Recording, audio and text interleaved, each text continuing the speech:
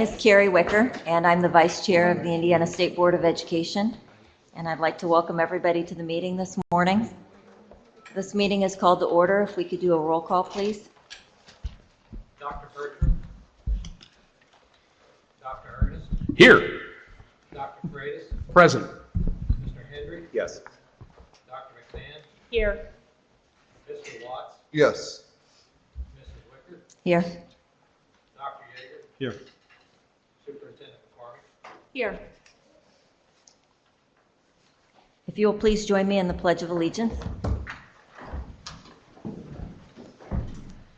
I pledge allegiance to the flag of the United States of America and to the republic for which it stands, one nation, under God, indivisible, with liberty and justice for all.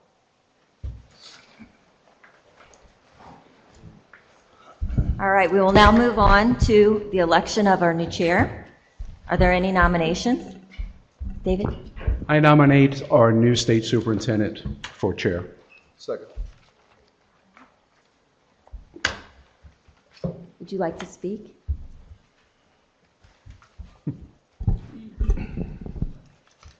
I'm assuming we have to vote on this? Yeah. Okay. So the motion at the table is that I would be the new chair for the State Department of Education. We've had a motion and a second. Now we need to have a vote. Can I have a roll call, please? We were going to, if you'd like to speak, and then there'll be board discussion. So I didn't know if you Okay, would like well, to off to a great start. So it would be my honor to serve as the chair. Obviously, it would make for a great partnership with the State Board of Education, and that is the intent, to have great alignment and a great partnership. So it would be my honor to serve as that chair. Any board discussion?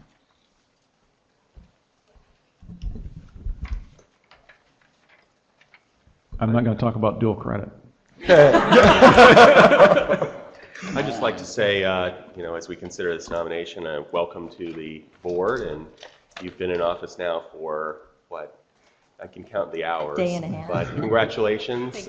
We look forward to working with you, and I'll be supporting this nomination for chair of the board. Thank you. I would echo those sentiments. We're pleased to have you and wish you the best and looking forward to a great partnership. Thank you. All right, with that then, could staff record a vote, please? Dr. Bertram. Dr. Ernest. Yes. Dr. Freitas. Yes. Mr. Hendry. Yes. Dr. McMahon. Yes. Mr. Watts. Yes. Mrs. Wicker. Yes. Dr. Yeager. Yes. Superintendent McCormick. Yes. All right, with that then, congratulations. And I invite you to proceed with the meeting and turn it over to you. Thank you. Well, first of all, I just want to say that it is my honor to be chair of the state board. Obviously, we had inauguration on Monday, and it is my honor to be the state superintendent of public instruction. So with that, looking forward to a great partnership. So first item on the business is the approval of the agenda. Is there a motion for approval of the agenda? So moved. Second. All those in favor of approving the agenda, say aye, please. Aye. Those opposed? Okay, the agenda is approved. Second item of business is the approval of the minutes from the December 13th, 2016 meeting. Do we have a motion to approve the minutes as written? So moved. Second.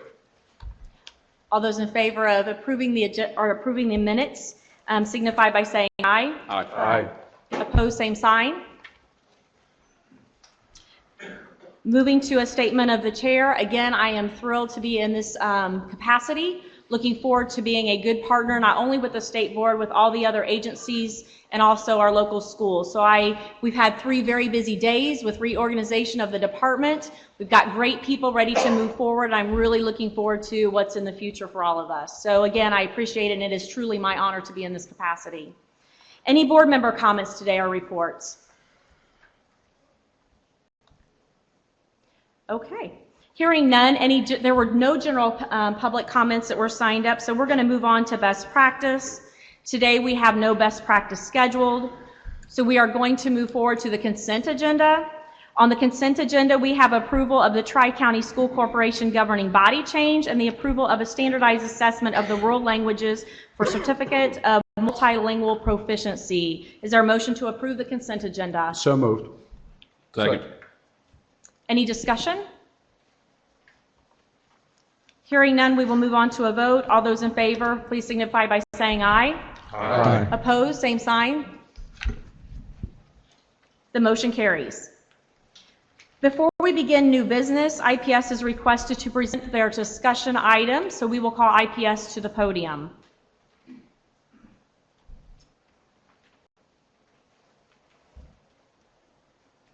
Good morning. Good morning. Good morning. I'm Wanda LeGrand. I'm the Deputy Superintendent for Academics. I'm here to present on IPS's update on three high schools that you will hear from today are Arlington High School, George Washington High School, and also John Marshall.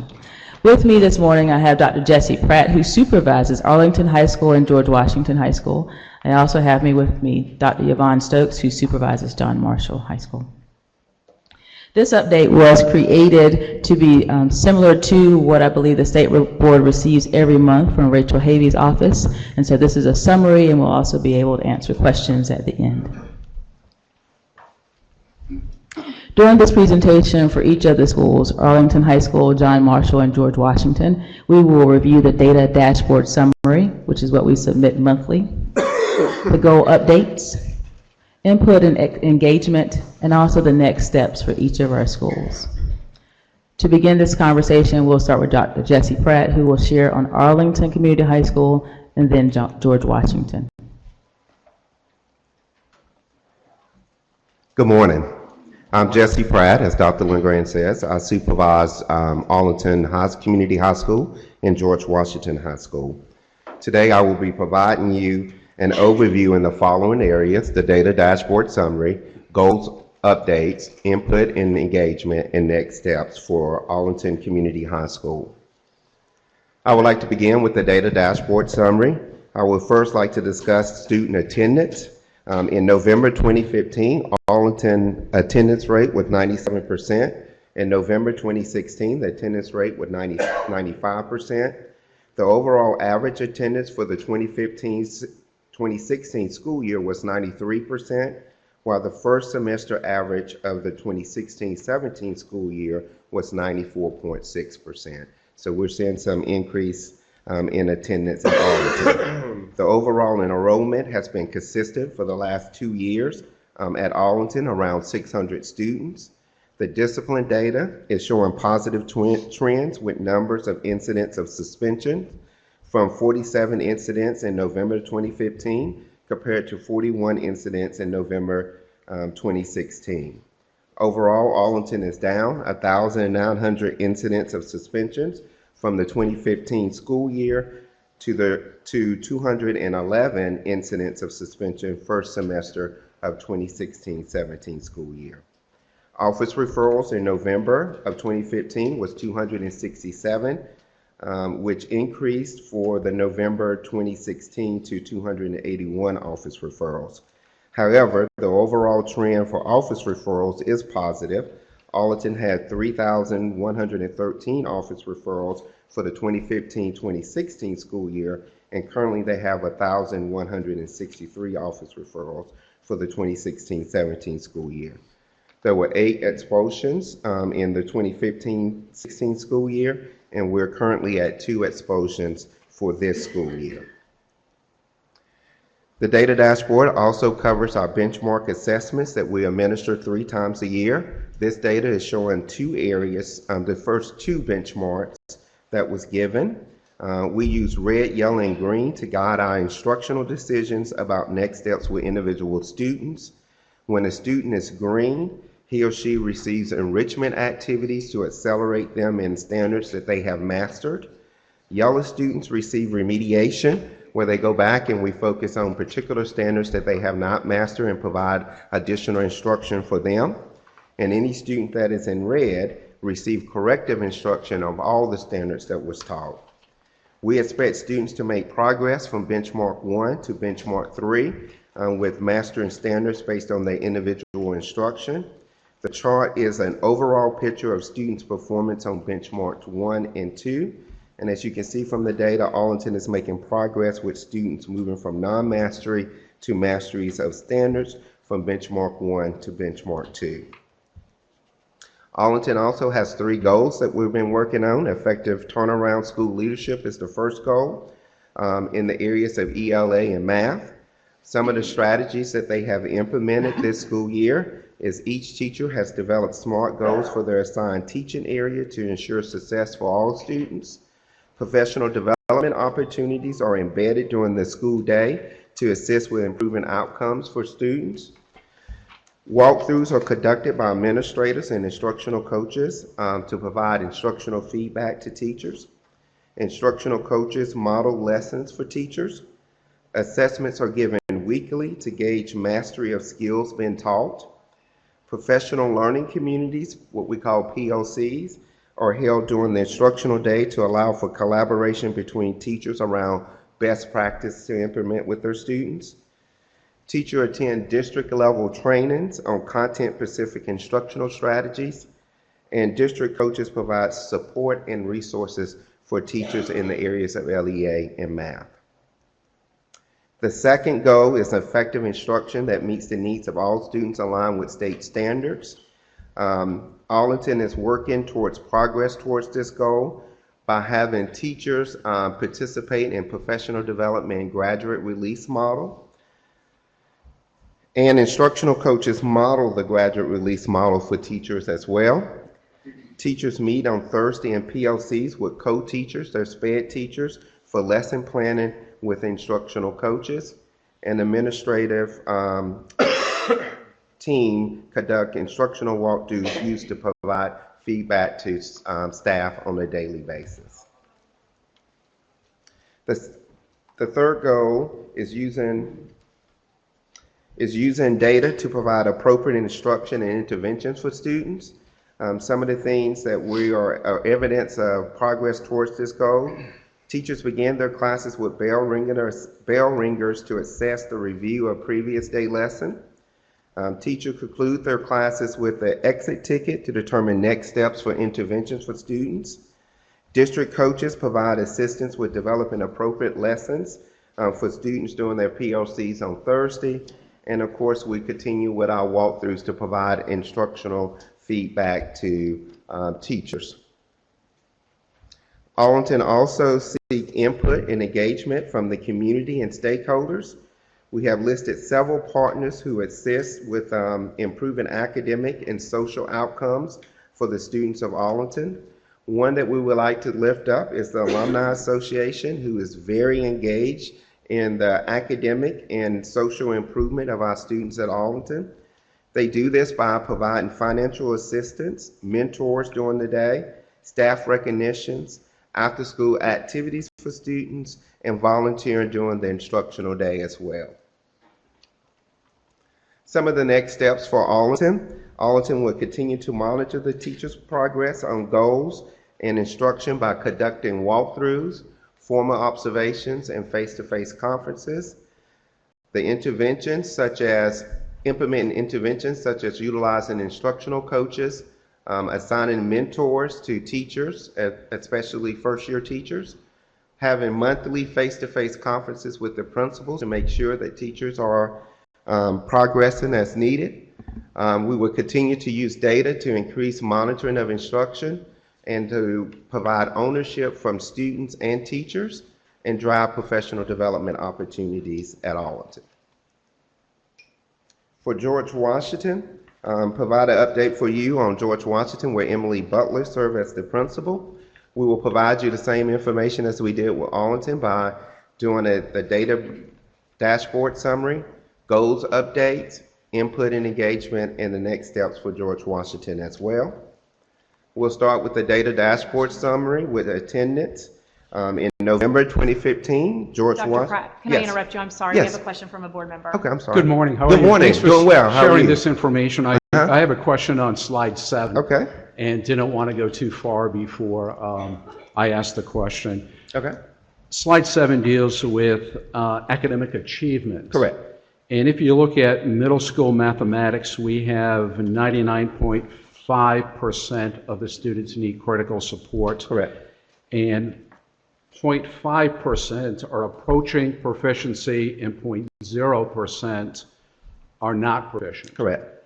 And I'm trying to understand that data. Is that from the beginning of the year to now, or is this a multi-year intervention that has taken place, and these are the results? So that is from our benchmark one data. So students take that fairly early at the beginning of the year in September, October. It's a very rigorous assessment. Students are getting used to taking the assessments and the tools that we have available for them. So many of them struggle with the first administration of that assessment as well. And so we look for progress for students as they get used to the type of assessment, the rigor that they haven't been exposed to doing previously. So the data is usually very low on the first assessment, and then by the time you get to the second and the third assessment, we see a lot more improvement from kids. So this is a pre-assessment before the intervention, basically. Correct. So When does the next assessment take place so we can compare where they were to post-intervention? So once we get this data back, individual teachers develop individual plans for their students, and then we give a second benchmark, which is the second chart there, so you can see how some of the students have progressed from the first administration to the second administration. And by the time we give the third benchmark, we're expecting a lot more improvement from the first administration. Can you point out the second administration results? I see middle school So if you in go the first side, middle school on the second side, but I don't see mathematics listed on the second side. So that must be a mistake. That data for math all the way across should be math. I'm sorry. So yeah, the data below in middle school is math, I believe. Yes. Instead of, you have ELA listed, should that be math? Is that a typo? Oh, I'm sorry. Both of those are first semester benchmarks. Where is the second semester benchmark so I can look at a trend of whether students are improving? So we don't have that data up there, so we can provide that information for you. They just finished that benchmark. Okay. I think it's really important to see the trend and to celebrate the progress that Right. you've made. And so without that data, it's sort of not providing any indication. And so I would urge you to get that to us. And I assume there's growth being made and we should celebrate that. Right. Definitely. I think that you made a great point. For us at the very beginning of the year, we start school in August, and so we use information that we received from the prior year to proactively address concerns. But then this first benchmark on the left-hand side is mathematics for the first one, and then the right-hand side is ELA. The second benchmark, we did this snapshot back the end of November, December, and so then the second one is December, January, and then the third one will occur in March, I believe, end of March, prior to the actual state assessment. And so we'll be glad to send you the trend data for middle school and high school, first benchmark to second, and then happy to send you one for Right, the and third all one. those academic disciplines. I was just using math as an illustration, but we would need it in all the disciplines to show that particular growth. Thank you. If I could, I would like to see the growth chart, because I think it's going to be possible for students to have grown, but Correct. still be placed in that critical category. That is I think correct. that's what we need to understand is, even though the students may be moving in the direction that we want them, they still may not exit that red box. Correct. And we look at that data as well. Thank you. Sorry.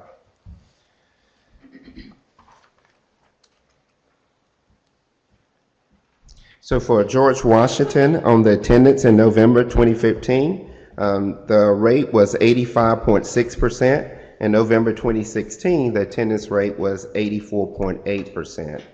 The overall attendance for the 2015 school year was 81.4%, while the first semester average for 2016-17 school year was 89%. The enrollment for George Washington has been consistent over the past 2 years, with around 600 students enrolled at George Washington. The suspension data for November 2015 was 53 incidents of suspension compared to 34 incidents of suspension in November 2016. Overall, George Washington is down from 298 incidents of suspension from the 2015 school year to 209 incidents of suspension for this current school year. Office referrals for November 2015 was 0, and they've had 5 office referrals for November 2016. There was 1 expulsion for November and 5 for 2020 2016. The data for George Washington uses Northwest Evaluation Association assessment, what we call NWEA, which is given 3 times a year as well. We use red, yellow, and green to guide the instructional decisions about next steps with individual students. The green column here is showing again that students are proficient and needs enrichment activities or acceleration activities. The yellow column means approaching proficiency, which means remediation, and the red column means critical support and corrective instruction is needed by students as well. And you can see that George Washington is making progress as well on these assessments this school year. They also have 3 goals that we'll talk about. Effective turnaround school leadership is the first goal. George Washington has implemented multi-classroom leaders, MCL, to help teachers develop lesson plans and materials. MCLs are teachers that we have recruited who have had excellent results in the past, who extend their reach by serving more kids in the building this school year. So we're excited about this new initiative, and they are very much involved in helping students and teachers improve outcomes. They will also continue to use the NWEA assessments to guide their instruction daily. Weekly walkthroughs for feedback for teachers are conducted. They do use benchmarks and the transformation zone unit assessments to give them weekly and bi-weekly data on their students and whether they have mastered standards. They also incorporate PO, professional learning communities as well, and use and participate in district training and utilize district coaches as well. Can I stop you there and make sure we may have some questions? All right. I do have a question. So when I look at the data and where the school is starting at the beginning of the year, it makes me wonder about the gaps and how much they're studied prior to the kids coming to the high school. So by the time they get to you, the students already appear to be pretty far behind. How much work is being done to work with the feeder schools to identify the students earlier and to try to lessen those gaps prior to them getting to the high school? So it's more of a systems question. Can you speak to that, please? What we've done, Dr. Farabee and myself have analyzed the data since we've been in IPS, this is our 4th year there. And we've noticed that our elementary schools have shown tremendous growth, but the gap for us in achievement is our middle years. So some 6th grade, but mostly 7th and 8th grade. We know that to be an area of need for us. And I believe in October, the superintendent came and shared our presentation moving forward for secondary. So our plan moving forward for secondary, currently we have a few K-8 schools, we have a lot of 712s and 612 schools. What we've noticed in our data is that our K-8 schools are much more successful, but our schools that are 712s and 612s, and George Washington being one that was formerly a 712 school, the students in the middle years are not as successful. So what we've decided to do is to separate middle years from those 612s and 712s so that we can give an intensive middle school appropriate education to those students. Because we do notice that gap that you mentioned, by the time they get to high school, even if it's in the same building. So students in George Washington who are in high school were there for 7th grade as well as 8th grade. We want to provide an intensive focus on middle years to give an appropriate education for them. And so in those conversations, is there conversation about streamlining the types of interventions that happen so that students experience the best research practices and continue with them elementary through high school?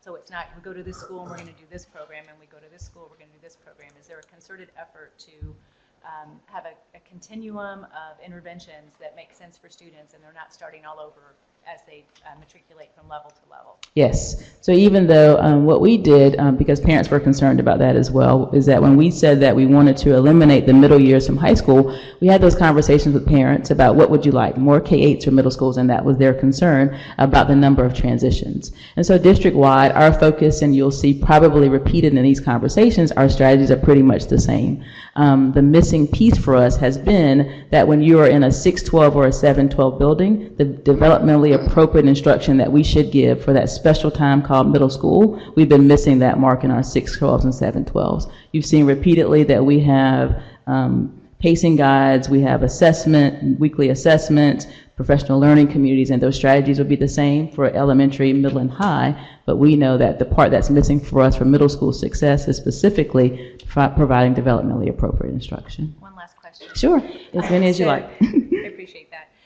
So I see in the data that's being presented, a lot of it is focused on teacher action. And so I'm curious, besides test scores, are there other avenues or other ways to measure what does it look like for a student to be successful in the classroom?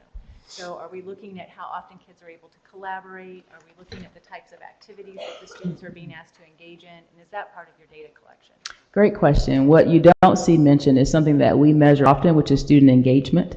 And we know that as educators, student engagement looks different in every class. So we want to not have students just sitting there and gathering information, but we do when we see the walkthroughs. The walkthrough instrument measures what you describe, the amount of student engagement, student interaction, and even student excitement. We want students to be excited about learning. So when we go through the walkthroughs, we're measuring those qualitative things as well. You're welcome. Can you tell me how is critical support defined? How are these, critical support approaching proficiency and proficient? How are those defined? So the critical supports depend on the individual students. So there's a list of interventions that we may have for the students during the instructional day and after the instructional day. For example, in the critical support, kids may be pulled for a success period during the day that helps them reinforce skills and concepts that they're weak in. We also have Saturday Academy, where kids are required or asked to come to school on Saturday to get additional instruction as well. So it depends on the individual student and the skills and the concepts that they need assistance in.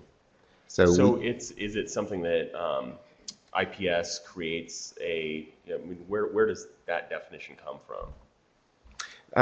It's really for us as IPS, and we've kind of identified those kids that need additional resources and support, and we ask teachers and principals to develop a plan of action to meet their individual needs based on their assessment data and any informal assessments that they may have on that student.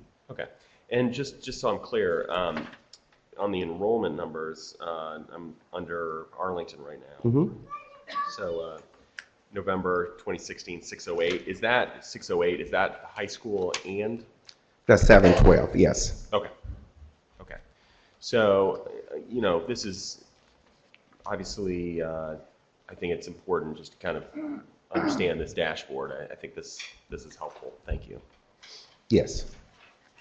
And we're very fortunate to have our teachers to work with that on a daily basis. So if you go into any of our schools, teachers can speak to you very intelligently about individual students and their data and what they need to do to address those individual needs of students.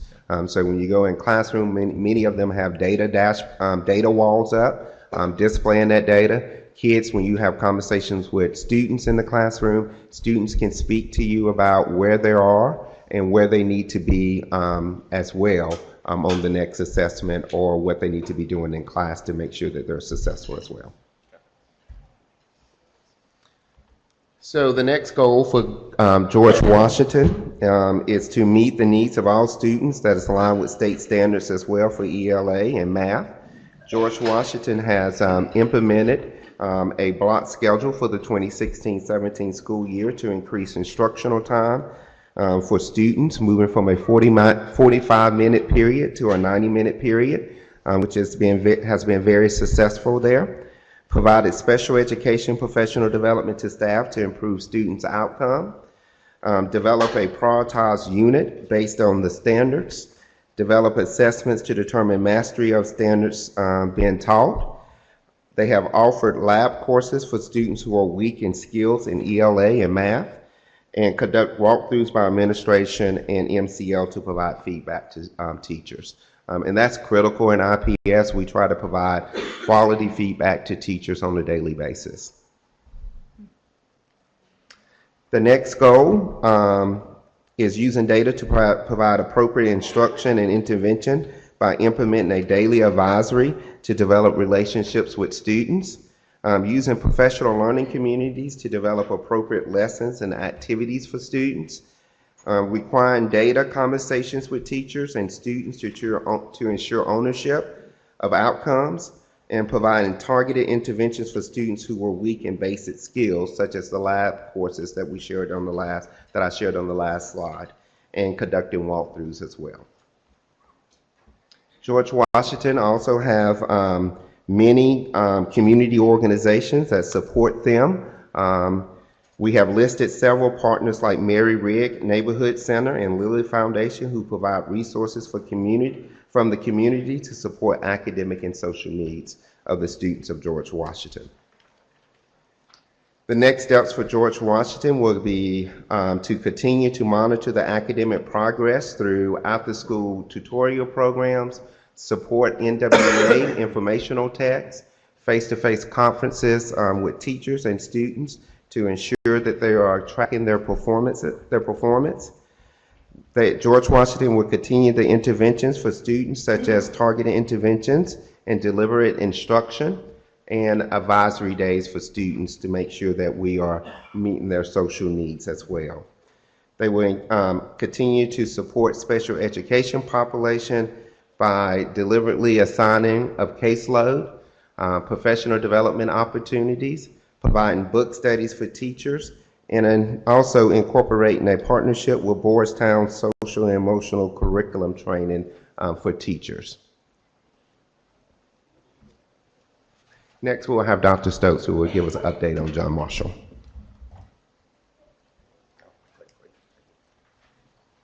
Thank you, Dr. Pratt. Good morning. Good morning. I'm Dr. Stokes, the Academic Improvement Officer for the East Learning Community and IPS schools, and I have the privilege to supervise John Marshall Community School, where Angela Denman is the interim principal. So much like Jesse has shared, I want to share an overview of the following components: our data dashboard summary, goal updates, input and engagement, and of course, next steps. Our data dashboard information we provided includes attendance, enrollment, and discipline information. We provided information from November 2015, where you will find under attendance, there was an 83% attendance rate. November 2016 of this year, the attendance rate is 88.8.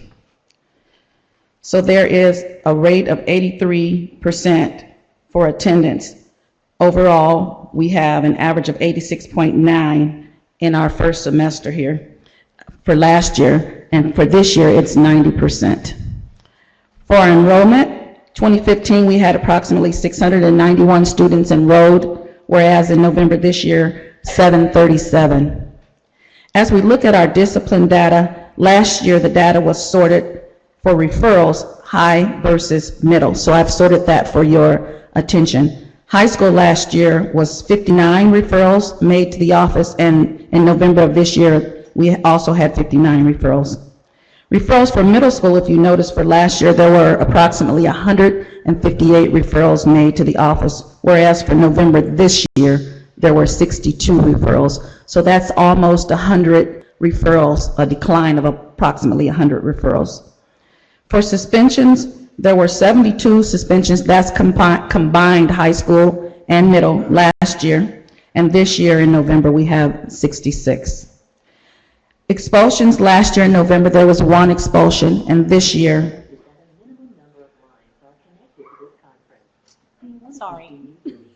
should I continue or? Continue. Okay, Sorry. thank you, ma'am. This year we have 2 referrals.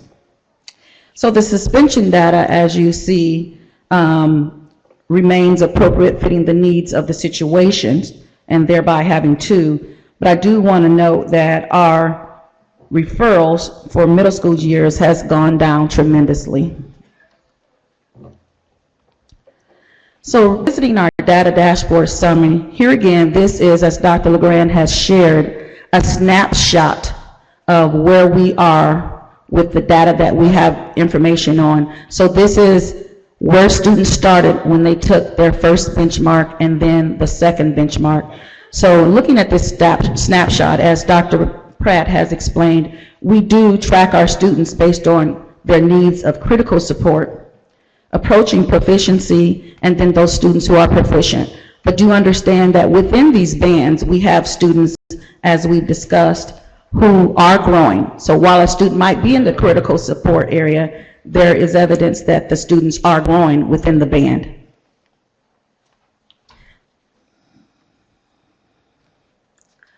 Regarding goals and updates, for effective turnaround school leaderships, one of the things that we are doing at John Marshall is making sure that our interim principal is able to lead the charge, and we monitor her by human capital, that being myself, and we also have a director of principal development who works closely with her to make sure that we are meeting the needs as a leadership perspective. And also we have a district coach that works for her to help make sure that as a leader, she's meeting the instructional needs.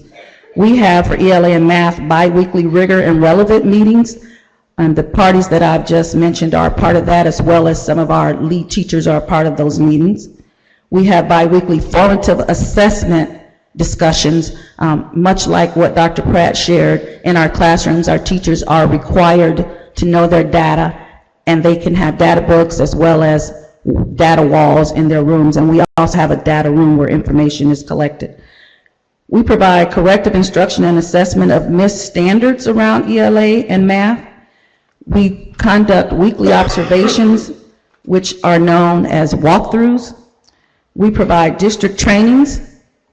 There's effective teaching strategies that we discuss with our teachers on an ongoing basis, as well as for our principal, we provide effective strategies in what we call principal meetings that happen once a month.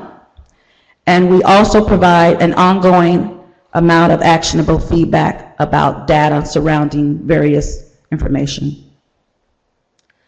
Our next goal update is about effective instruction that meets the needs of all students and is aligned with state standards. There again, for ELA, guided reading and prioritizing our curriculum is essential and is at the core of what we do, utilizing our data. The English department feedback and collaboration is a setup that we had to make sure that students who are not proficient in reading, that we are giving direct attention to the students. So our English department provides targeted feedback with their students on a regular basis. In our math department, we partnered with Marzano, and they have provided us with proficiency scales so that we know what proficient levels look like for students as we utilize mathematical concepts. In ELA and math, we have weekly professional learning communities where we discuss information, needs, strengths, strategies, and things that need to be changed. And as I mentioned, we work with Marzano for professional development. We provide effective teaching strategy sessions, and we always do assessment modeling so that the information we utilize, our staff are able to understand what does this mean, what do we need to do, what are the next steps. So then our next goal update is in the area of using data to differentiate instruction and provide interventions. There again, under ELA, student comprehension and reading levels are taken into consideration, a topic which I mentioned earlier. Our language arts teachers have targeted sessions with their students to make sure that they not only know what their reading levels are, but that they're owning them and understanding what the next steps are to be proficient readers. In math, we use pacing and spiral review to make sure that we're connecting those critical areas that students have gaps as they move forward in understanding the mathematical concepts and applying the skills. So for ELA and math, of course, we have the weekly professional learning community sessions, and we also have the biweekly formative assessment data that we utilize to look at. Here, we have wonderful partnerships with various community stakeholders, churches, and other organizations that band together to support IPS staff and students in anything from human capital, providing resources there, financial scholarships for students, programs where they assist them with school-to-job type settings in the summer. Kroger's is doing that for us. And they provide mentoring programs for us for some of our high-need students who may have at risk for other behavioral concerns. So we appreciate our partners. Next steps for John Marshall. We want to continue monitoring our academic progress through our weekly professional learning community sessions, and we also want to make sure that we continue our weekly professional development and our walkthroughs that we utilize to provide feedback around student engagement, concepts of strategies that are being utilized in other important areas.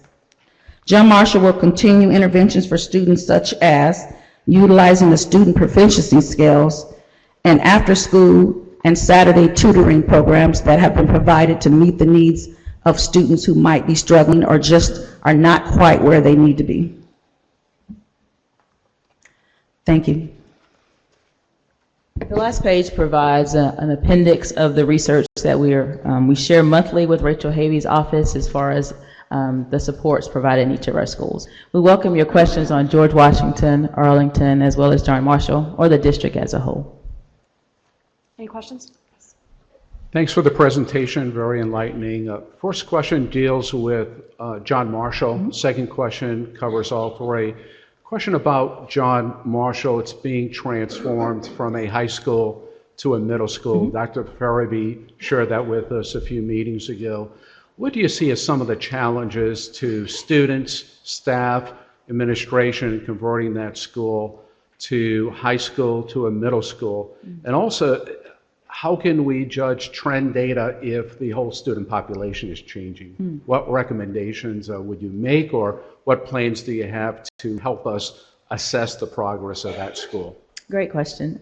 For us, some of the challenges that we noted early on that we included in our run of show, which we consider our plan of action to do the transition, is having communication with the families.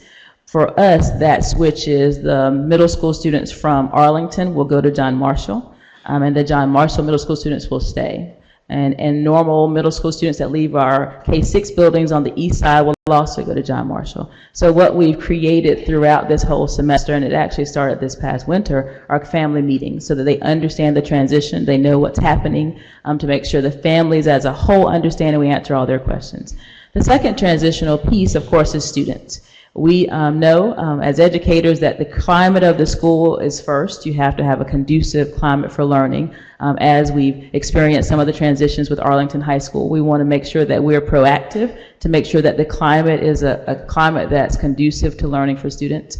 To address that, we've partnered with Peace Learning. You've seen Peace Learning Center there listed a lot. We have a strong partnership with Tim Nation and Peace Learning, and they're creating for us proactive activities this spring for students so that the climate of the school, and also for staff members, so that the climate of the new John Marshall Middle School, as well as the new Arlington High School, is conducive for learning. The second piece for us that we see as a challenge is that there hasn't been, as a district, concentrated professional development around middle years, as we mentioned before. Being at the middle is a special time for students. And so what we created is a middle school transition plan for our K-8 buildings as well as our new middle school buildings. We're having John Marshall and opening another middle school as well, so that teachers who are licensed in middle school can dust off their skills and feel as if they're developed and ready to specifically address those needs. Because a part of our term, when we were having the conversations about transforming our secondary schools, many parents said, I'm fine with K-8 or 7-8. I want my middle school students to not be treated like high school, nor treated like elementary. And so we need to make sure we honor that middle piece. So professional development needs were a big focus for us, and we've set aside the plans for that. Our second question deals with all of the schools. As we look at the baseline data, at the proficiency level, it seems to be really low. I think you would agree with that. And my question is, what does IPS set for the student performance goal for each of these students? And I mean schools. So is there performance goals that students will need to achieve in each one of those schools? And if so, what is it? It's pretty much at 0 now. What should we expect at phase 2 and by the end of the year, phase 3? That's a great question. For us, if you ask that in our schools of the principals, they will say we have 6, 5, 10 goals. For each of our schools in IPS, these 3 included, there are goals that are very specific around culture and climate and also achievement. So for elementary schools, there are 6 specific goals. For middle schools, there are 5 specific goals. And then for the high schools, there are 10 goals. So you can imagine the things that happen in a high school. So in a high school, in those 3 high schools and specifically, there are specific quantitative goals around ISTEP, which is the ISTEP 10 for them, but also 7 and 8, because right now those buildings have middle years in them.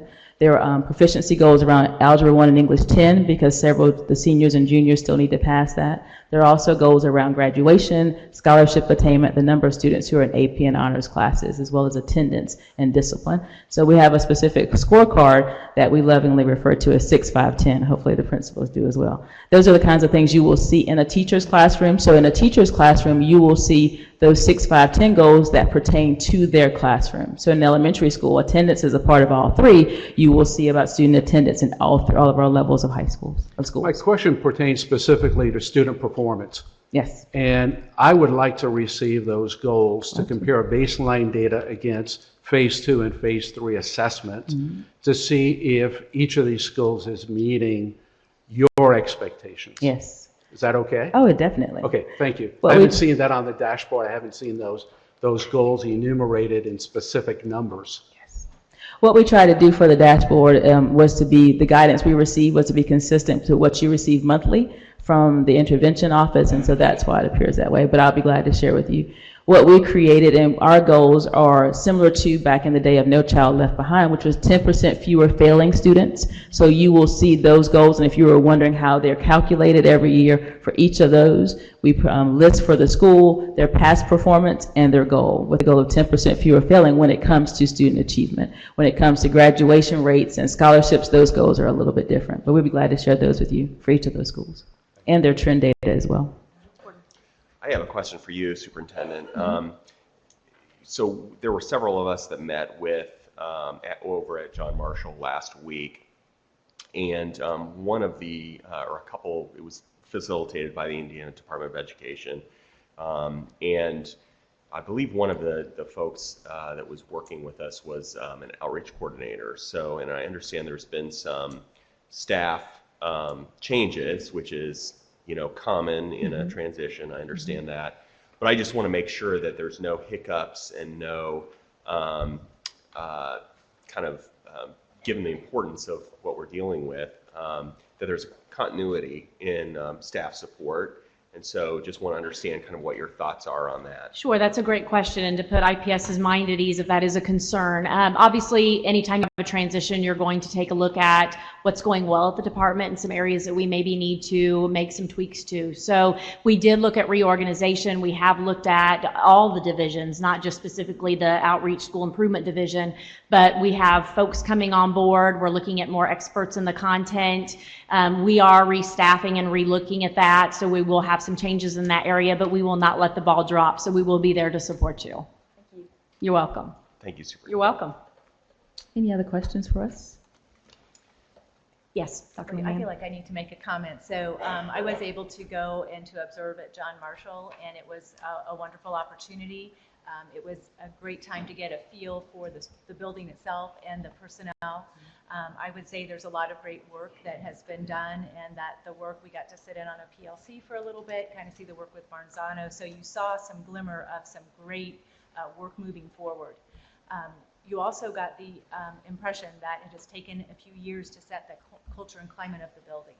And so as I think about this shift to middle school and high school, and I understand the need to have middle schools be more about their ages, and that my concern is that it feels like they're on the cusp of moving forward academically, and now there's going to be another significant shift where that culture and climate piece has to happen, and there'll be a lot of staff development that'll need to take place across different staffs coming together. And so my hope is that the culture and climate isn't the reason that academics don't start to improve pretty quickly, that those are simultaneously being pushed forward, because it felt like it's taken 3 years or so to get to this point. And I hate to see that hard work not pay off for the kids. Thank you. Any Thank other you. comments? Thank you, IPS. We appreciate you being here. Thank you. Thank you for continued support. Thank you. Moving on to new business items. First on our agenda would be the approval of a new program proposed by Butler University for special education mild interventions at the secondary level. Is there a motion for approval? Oh, I'm sorry. Oh, that's Are you okay. here to present on that? I just had a couple of comments, if that would be all Okay. right. Butler University College of Education is seeking approval for a new licensure program for secondary 512 exceptional needs mild intervention. And I just wanted to mention very quickly how we go through a review process for new program proposals. We have a committee. We meet monthly to consider new proposals. We have representation from a local school superintendent, higher ed, and P12. And we do review them very carefully. We've had a few that we've rejected and sent back and said that they could resubmit those at a future date. So I just wanted to give a quick overview of the review process. Questions? Yes. Are there representatives from Butler here to take questions? Yes, there are. I have Dr. Matt Maurer, Professor of approach? Instructional Technology. Katie Russo, I should say, too. Thanks for making the drive across town today. Hopefully the weather wasn't too bad for you. I only have one question. I support the motion to approve. I was reading your institutional reports, and you are requiring students to have a content specialization in language arts, science, social studies, physical education, or mathematics. And that specialization is somewhat unusual in teacher education programs. So my question is, why did you incorporate that into your program? Great question, very targeted on what's unique about this. That feature was put in place because of our work in schools. We are, at Butler, we're really known for how deeply we're embedded in the schools. And what we see is that, particularly in the larger school districts, which we serve pretty heavily, there's a trend to want to have a special educator embedded in a team. And so we're trying to support that need. Right now what's happening is they're pulling people in who don't necessarily have expertise in the team's area of specialization. For example, a math department would have a special educator, and we would like that person to be well prepared in math so that they fit well within that team. I think it's a really unique plus for your teacher education program, and I think it may be something that we would want to consider as a board in the special education licensure to include a specialization. Makes a lot of sense when special educators are embedded with so-called regular educators, and most do not have a training in a specialization. So I commend you for that, and maybe we need to consider that as a state policy addendum to what we currently do. Thanks. Thank you. So is there a motion for approval of the new program proposal from Butler? So moved. Second. Any other discussion? Gordon? I'm just going to point out that I'm going to abstain from this vote. Butler University is a client, and to avoid the appearance of any conflict, I'm going to abstain, even though I'm supportive of the program. Thank you. Thank you. Any further discussion? Roll call, please. Dr. Bertram, Dr. Ernest, Yes. Dr. Freitas, Yes. Mr. Hendry abstains, Yes. Dr. McMahon, Yes. Mr. Watts, Yes. Mrs. Wicker, Yes. Dr. Yeager, Yes. Superintendent McCormick, Yes.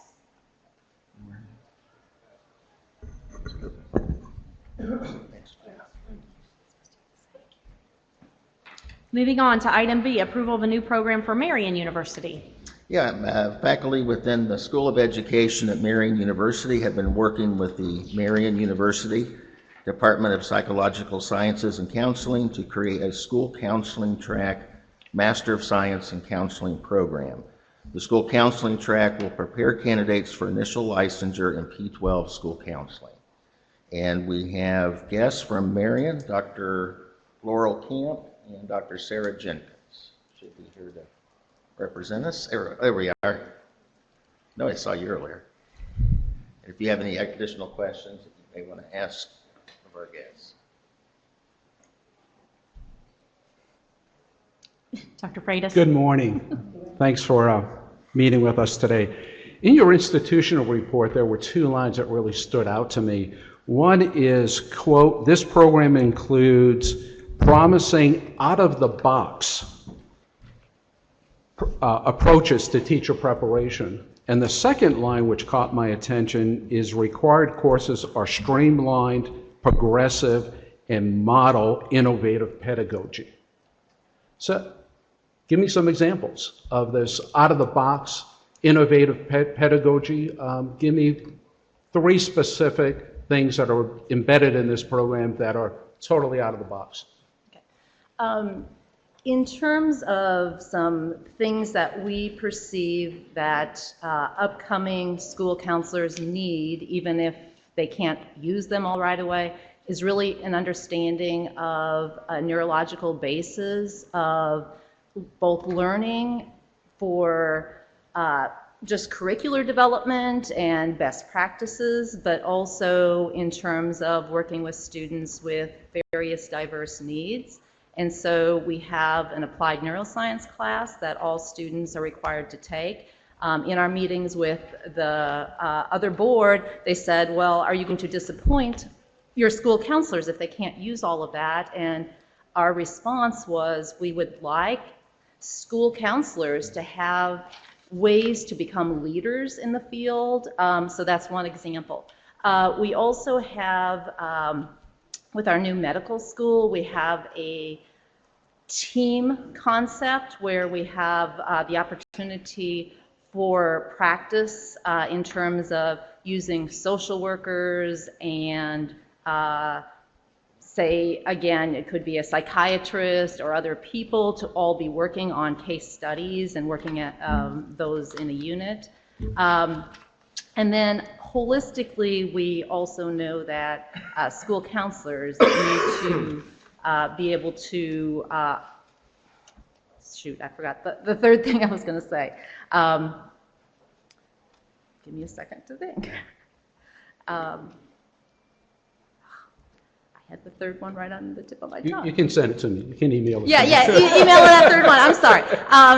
So again, I think it's just a holistic approach, a team approach. We have 2 tracks with the clinical mental health and the school counselors, but we're working also as cohorts for that more holistic approach, both within the community and the parents, but also understanding various levels of, from neurological to individualistic to the context in which they're in. My other question deals with the role of the school counselor. Throughout the country, the role is really all over the place, from preparing students for college to providing some maybe personal guidance on some issues that they're facing. So what's the role of the school guidance counselor that you're preparing in this program? Okay, so one of the things we do realize and recognize is that not only Indiana, but the United States as a whole is really moving to a variety of different roles. So whether it's a testing and assessment, whether it's individual, trying to do individualized plans for individuals and or navigating parents and how parents are responding to things. So as we both developed our program and are moving forward with our program, we actually worked with the Indiana State president at that time of the School Counselors Association, who has talked about both some legislative initiatives that they've been supportive of and so on. So we want to look both practically, what are school counselors doing now? We're actually in the search right now to have at least one full-time PhD level school counselor, but then we're also think it's very important to bring in adjuncts of individuals who are actually working in the school systems so that students continue to get a variety of realistic examples of what it is school counselors today are doing, what that diversity looks like, making sure students understand that the school district they're employed by may have a variety of roles for them. So I think our strategies have been to have people on the ground as we've developed the curriculum, but also to continue to use a variety of individuals, so you don't just get one perspective on what school counseling might be like. Okay, thank you. Our approach. Is there a motion to approve the new program proposal for Marian University? So moved. Second. Any further discussion? No further discussion. Roll call, please. Dr. Bertram, Dr. Curtis, Yes. Dr. Freitas, Yes. Mr. Hendrick, Yes. Dr. McMahon, Yes. Mr. Watts, Yes. Mrs. Wicker, Yes. Dr. Yeager. Yes. Superintendent McCormick. Yes.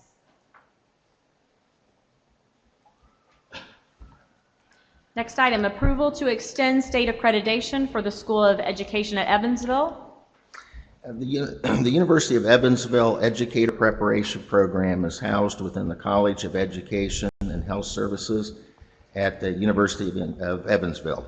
The college prepares educators for initial licensure in elementary education, 14 secondary, and 8 P-12 education content areas, and they also offer a secondary transition to teaching program.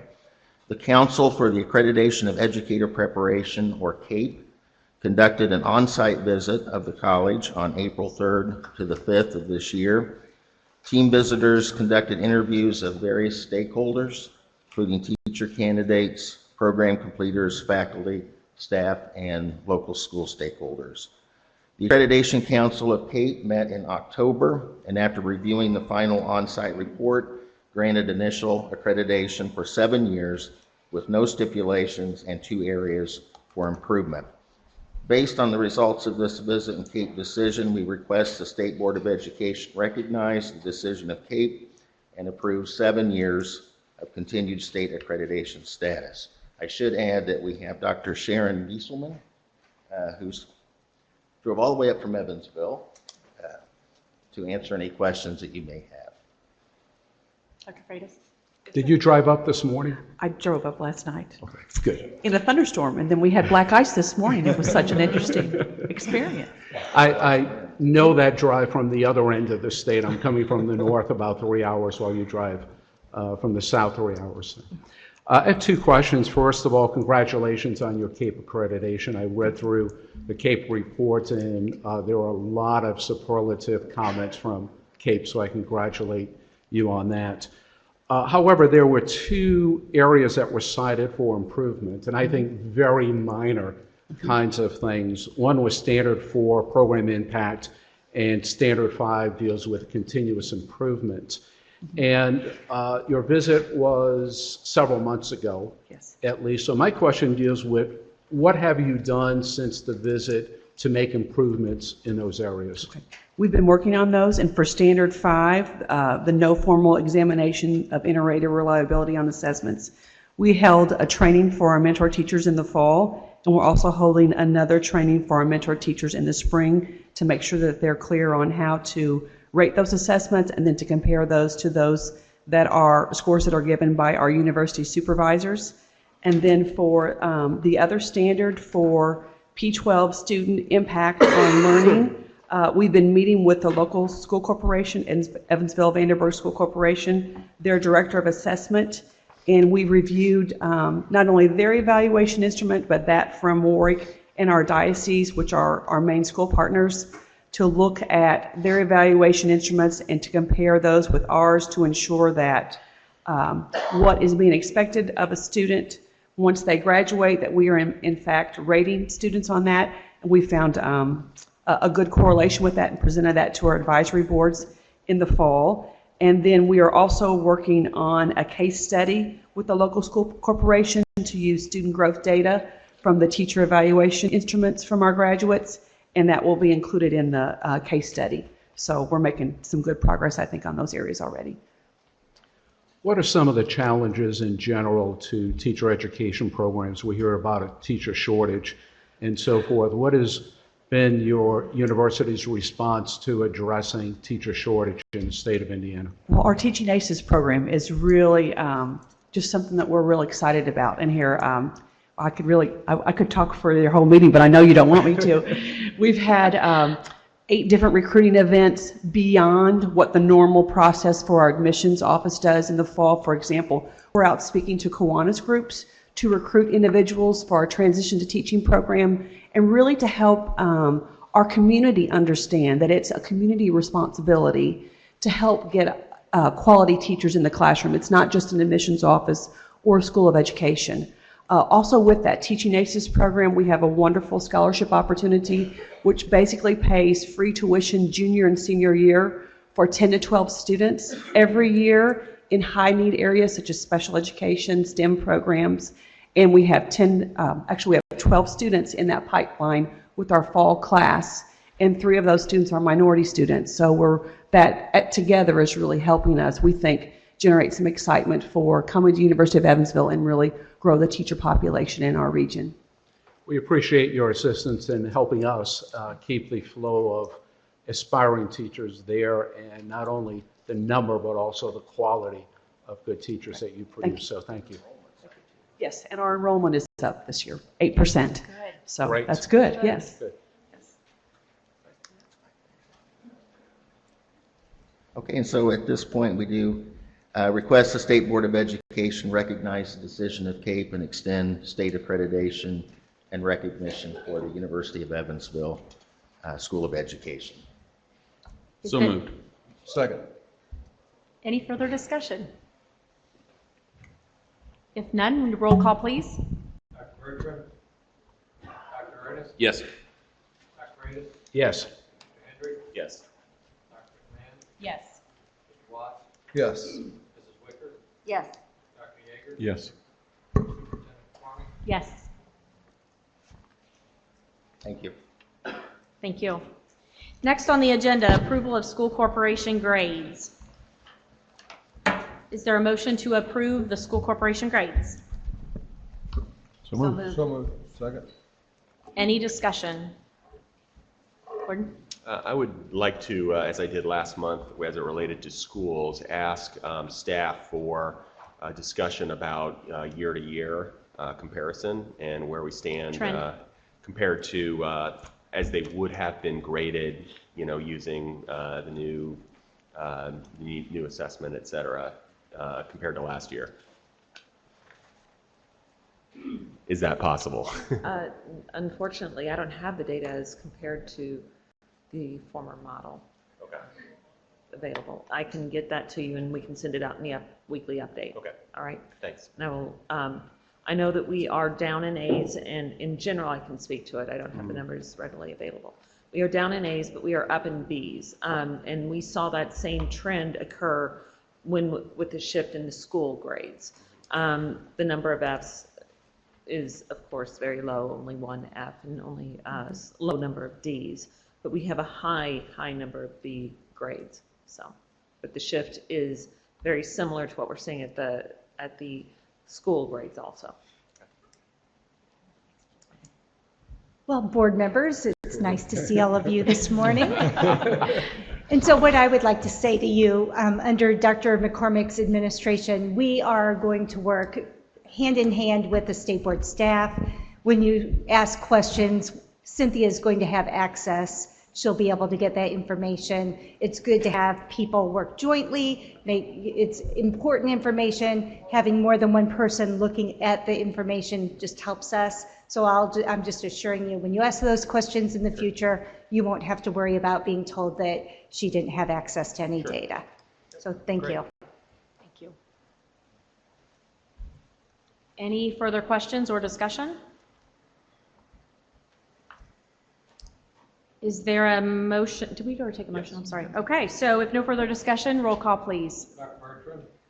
Dr. Ernest. Yes. Dr. Freitas. Yes. Mr. Hendry. Yes. Dr. McMahon. Yes. Mr. Watts. Yes. Mrs. Wicker. Yes.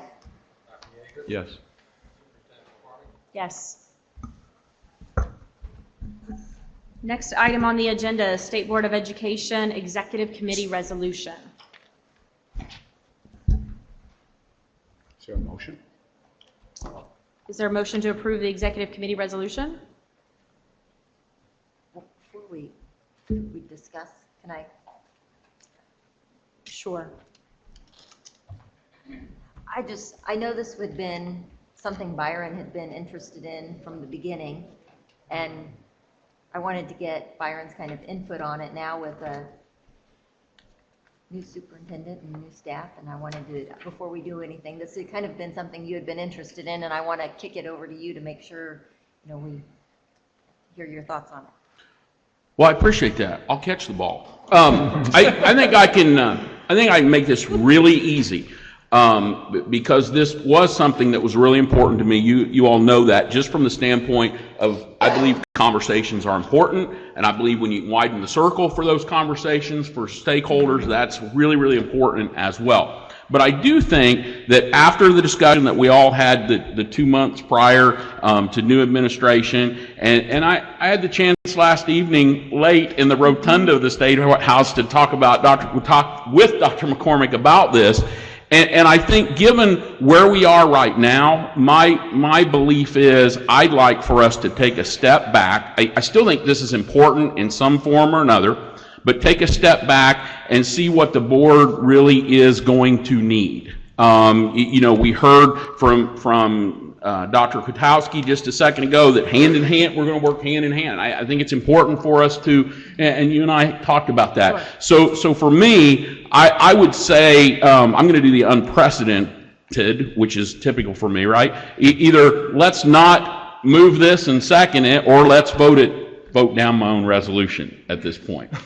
So there's my comment. So, yes. If I could, I'm going to piggyback on that. And Byron and I talked about this at length.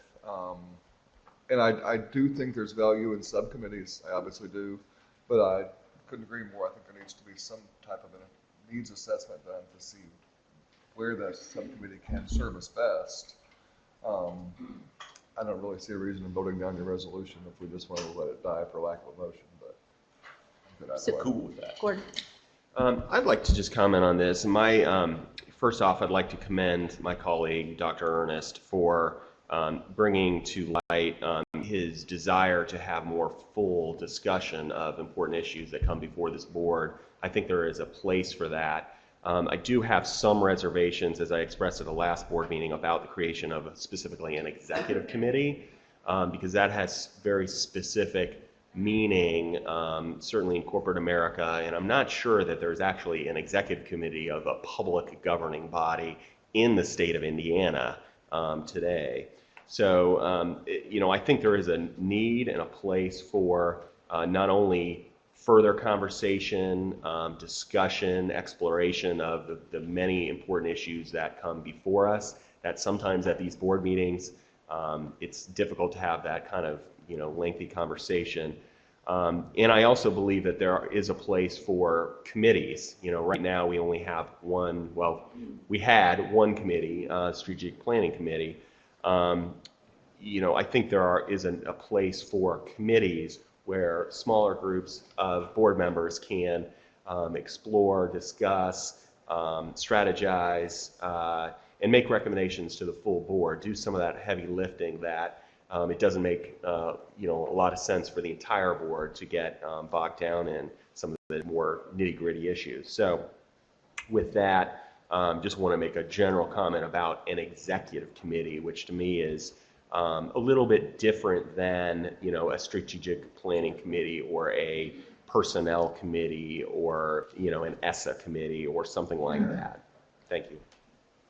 So is there a motion to approve the executive committee resolution?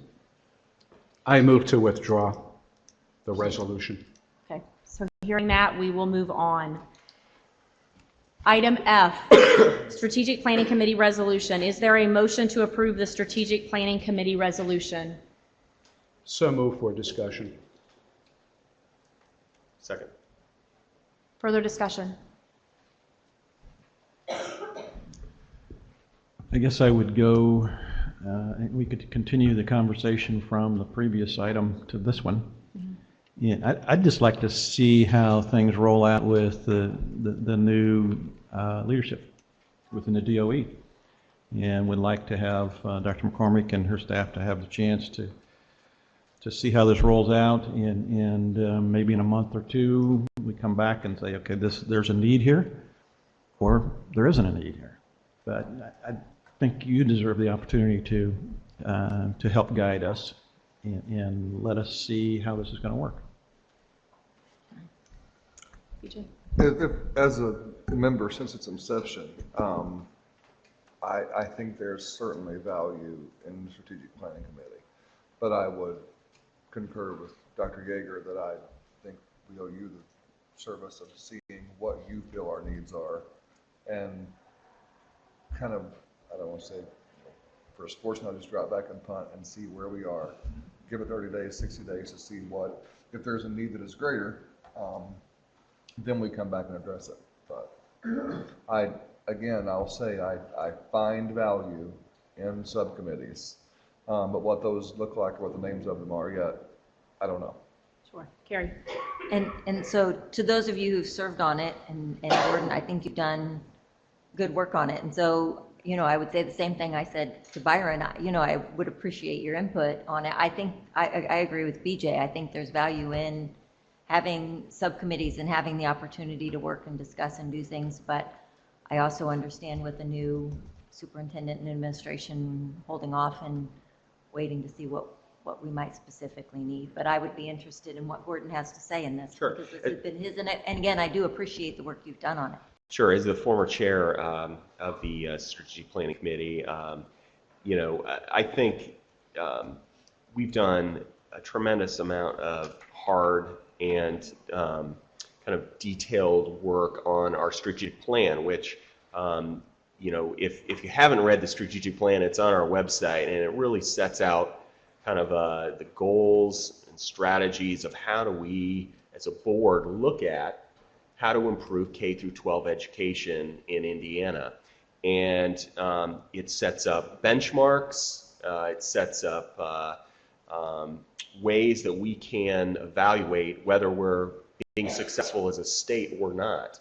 I think it's really, really important. And as I've said to others, I wasn't personally involved in the creation of the strategic plan for the board, which happened a few years ago under the leadership of former board member Dan Elsner.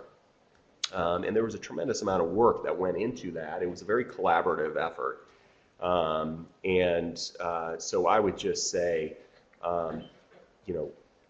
I would defer to further discussion for a while, but not long, because I think the committee's work is important. We've been dealing with, over the past 18 months, with how do we figure out how to improve teacher evaluations in Indiana.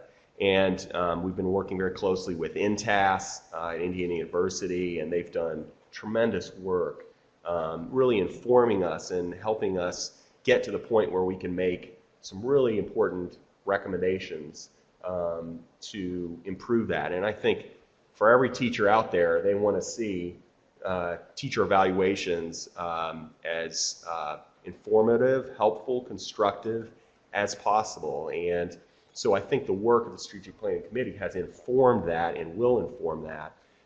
So I'm willing to defer as we evaluate how best this board can do the work it does on behalf of the citizens. But I just want to note that we can't hit the pause button for 6 months and let important work go undone. So Gordon, what would you say when you say defer? A couple months, 3 months? What you got anything in mind there? Well, I think I think it's fair to for the new superintendent and her team to make an assessment and make recommendations to this board. I think it's a board decision, as our rules indicate that we can establish standing committees, ad hoc committees, et cetera. I think there is a need for that. But I would look to superintendent and her team to put forth some recommendations to go back and look at what has been done, in the past, 4, 8+ years at the committee level. And from time to time, we've had ad hoc committees too, which I think are important. But I think maybe have some recommendations that come back to us, in the next month or two. And this isn't rocket science. This is how best this board can, do more and serve better. I would like to add, obviously, we're at a time in education right now that's very complex, with a lot of opportunities with ESSA. And I will say again, as we have said from the beginning, your new Department of Education is going to be very committed to working with stakeholders, re-engaging those voices to make sure that we have a solid vision for the state. With that comes a good strategic plan. And I would say, I would argue a bit and push back that it is not easy work.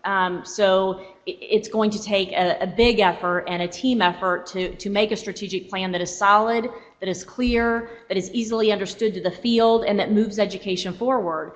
We will get that accomplished. We will re-engage those folks, including the board, on that work. But all I'm asking for, I do appreciate the conversation about time, but a lot of that does involve our work with ESSA. So to have multiple plans out there, one being ESSA and another one being a strategic plan, and then have another strategic plan, and we would have so many layers to that's what the field has been telling us, that enough is enough, and get the message, let's go forward and get it clear. So my input would be, I appreciate the time. I hope you give our team that leeway to say this is where we're going with your input, not just this board's input, but we need to also re-engage some other stakeholders. So I do appreciate the comments, but as a department, we would like to see one strategic plan.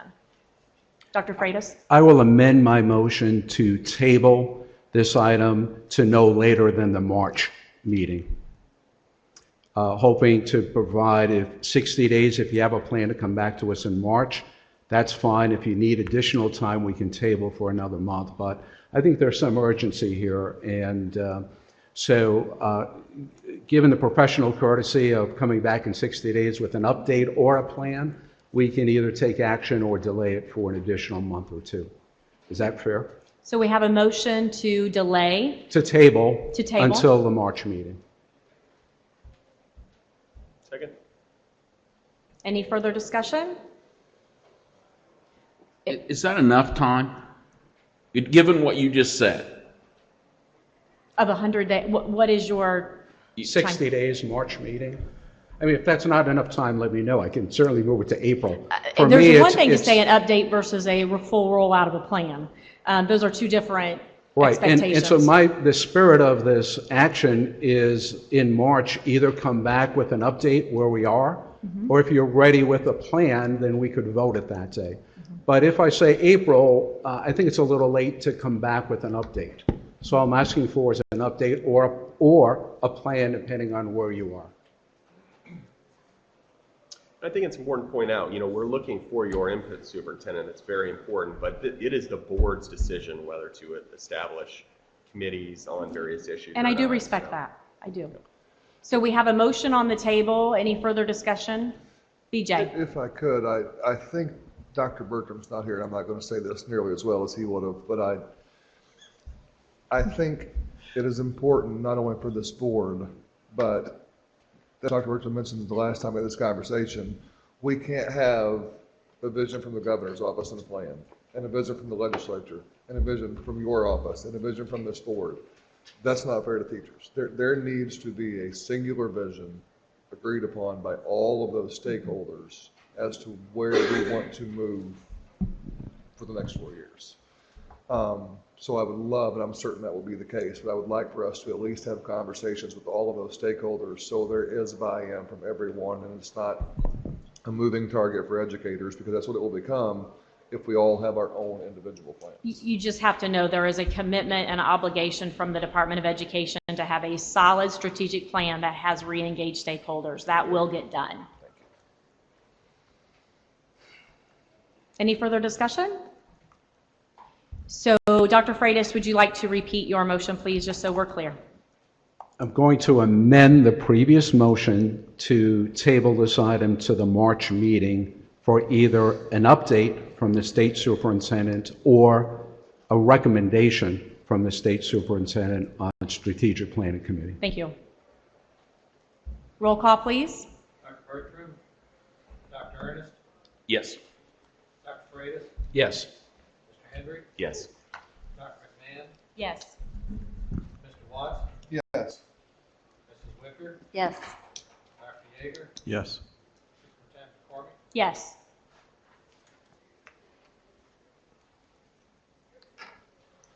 Okay, moving on to discussion and reports. Item A, Pearson Core Assessment Update.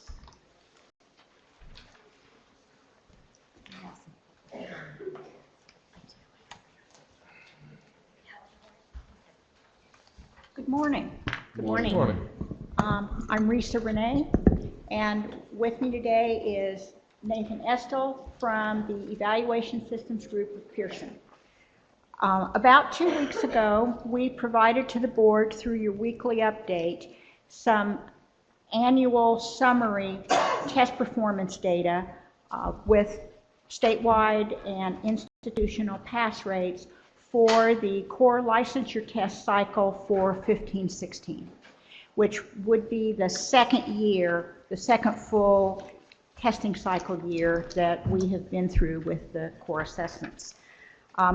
As a result of that, we're here today just to give a brief update on the core assessment program and some of the work that you have been involved in over the past few years in helping us implement the core assessments, and just to provide some context, because we have some new board members and some new individuals in the audience that are interested in learning about this. So, and if you have any questions, we're here to answer those too. So Nathan has put together a brief PowerPoint. We're going to just go over kind of some background. Some of you are familiar with this because you have been here since we adopted the new vendor and the new assessments. So, Nathan? Thank you, Risa. Superintendent McCormick, members of the board, guests in the audience, my name is Nathan Estel. I'm representing the Evaluation Systems Group of Pearson, and it is my pleasure to be with you here today. As Risa indicated, we will be providing you with a brief background of the core assessment program, certainly talking a little bit about the data that was presented to you in the memo that Risa just mentioned, talking a little bit about how we're monitoring the program, working collaboratively with the Department of Education and the field to understand how the program is working for you, the department, and ultimately the public school system in the state, and then, of course, answering any questions that you may have. By way of background, in spring of 2010, the rules for educator preparation and accountability were adopted, which revised the teacher licensing structure here in the state. And subsequent to that, an RFP was released, and we, the Evaluation Systems Group of Pearson, responded to that to develop educator standards to support RESA. So these standards would not only describe the pedagogical expertise that are expected of beginning educators, but also the content knowledge that is expected of beginning educators. These are grounded in scientifically based research. These standards are grounded in scientifically based research, and they are aligned to not only relevant national standards for professionals, but also Indiana academic standards and Indiana core standards for students. Soon after the standards were approved and adopted by the State Board of Education, the Evaluation Systems Group of Pearson, again the group I represent, was selected as the vendor to develop and administer the Indiana core assessments for Indiana educators. These were to be based on the unique requirements for Indiana educators, understanding that there's an expectation of, again, what a teacher should know in terms of his or her pedagogical skill and their content knowledge, and they should reflect the knowledge and skills required for effective teaching in Indiana. And I'm going to continue to stress that these standards are state specific, and these are state specific tests. So these were developed in collaboration with Indiana educators, collaborating with the Department of Education and our staff in Hadley, Massachusetts, working on not only the development of the standards, but subsequently the assessments. The assessments that we were asked to develop, there are over 60 assessments in the program. They include the core academic skills assessment, which is one means of demonstrating competency in the basic skills of reading, writing, and mathematics prior to entry into a teacher preparation program. And then upon completion of a teacher preparation program, 5 pedagogy assessments at various instructional levels, and also over 50 content area endorsements. So these would be the content area endorsements that are specific to the discipline in which the teacher is going to be licensed to teach. In addition to setting out with an expectation of using industry-recognized procedures that lead to legally defensible, valid, and reliable assessments, our goals that established by the Department of Education were to involve Indiana educators throughout the process. And when I use the term Indiana educators here, I'm talking about subject matter experts in both the P-12 and the higher education settings, to develop criteria and reference tests that can be used for this purpose of licensing teachers, and to base them on the content that was defined by the then recently developed Indiana Educator Standards. Of course, because they're going to be used for the high-stakes nature of licensing, they must be valid, they must be reliable, and they must be free from bias. And I'll describe to you briefly the method that was used over a number of years to develop these assessments. After the standards were developed, we convened groups of Indiana educators, again inclusive of the P-12 and higher education community, who were subject matter experts, to help us prepare assessment blueprints. And the assessment blueprint is exactly as the name implies. It is a document that outlines for us not only the content that's going to be covered on the assessment, but the proportion of that content that's going to be covered on the assessment. So how much of a particular science assessment would cover biological concepts, how much of it would cover chemistry concepts, so on and so forth. As a former biology teacher, I often refer to biology in my examples. And then we began to develop test materials. So that means writing individual test items. So subject matter experts in our organization began to write individual items that were then reviewed by Indiana educators. So P-12 teachers with the subject matter expertise and their colleagues in higher education. At the launch of the program, each item that was made operational was reviewed by an Indiana educator, was approved by an Indiana educator. In addition, the marker response selection, so those would be the responses to constructed response items that appear on several of your assessments, those were reviewed and agreed upon by Indiana educators. Those are the materials that we use to set as a benchmark to score any constructed response items. We piloted the test items both here in Indiana and in states across the country where we operate other programs, and then we established standards, recommendations for standards, which you then established. So to describe to you briefly the standard setting process, it allowed first an opportunity for us to again involve Indiana educators in the process.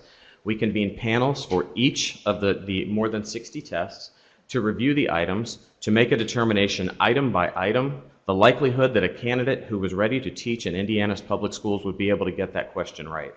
That data is then computed, and a recommended passing score is delivered to that same panel.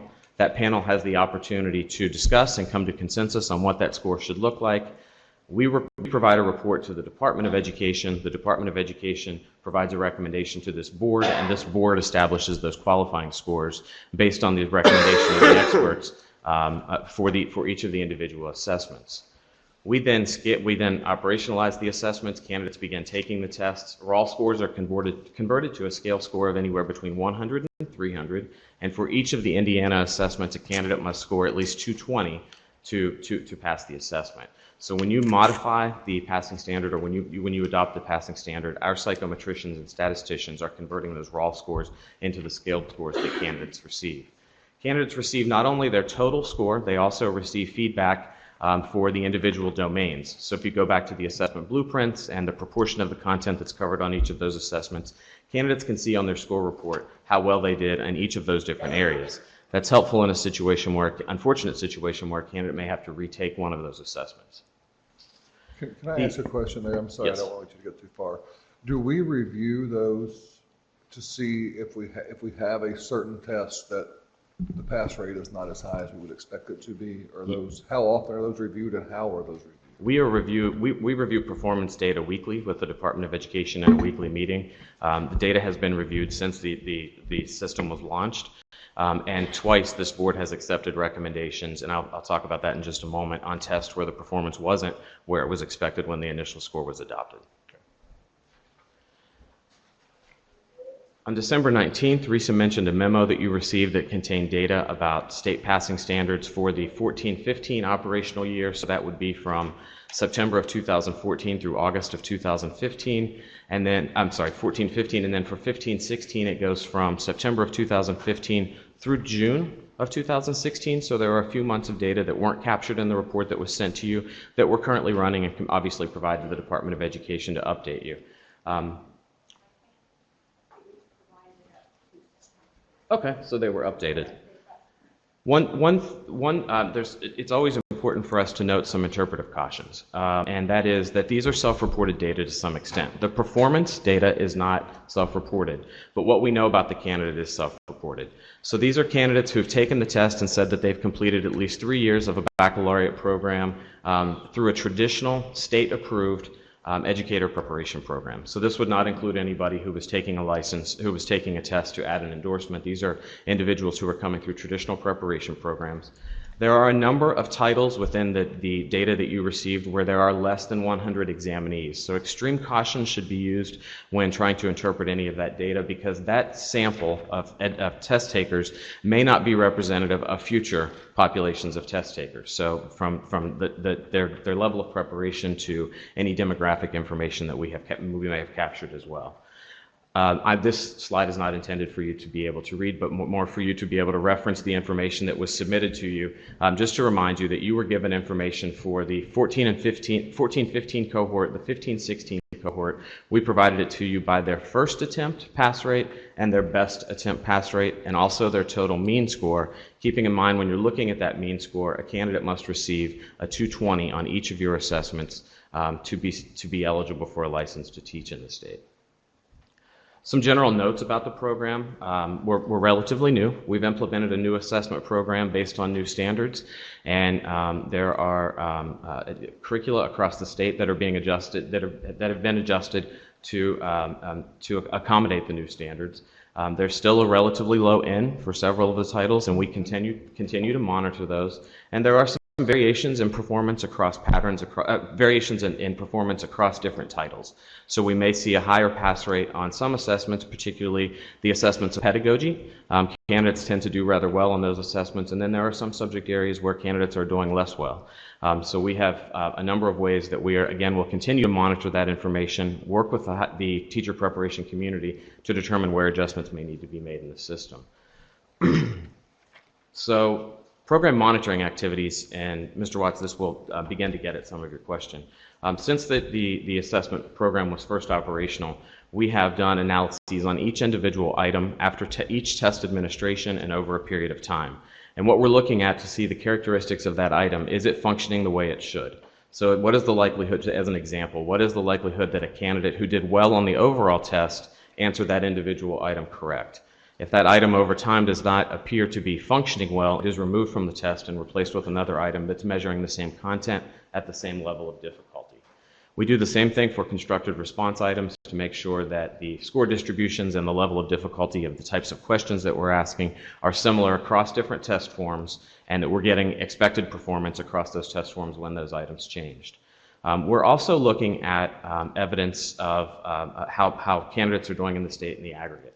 So just as the data was provided to you, the data is always available to the Department of Education and each of the educator preparation programs throughout the state. But we're monitoring it to determine if there is performance on any particular title that is doing less well than the program in general.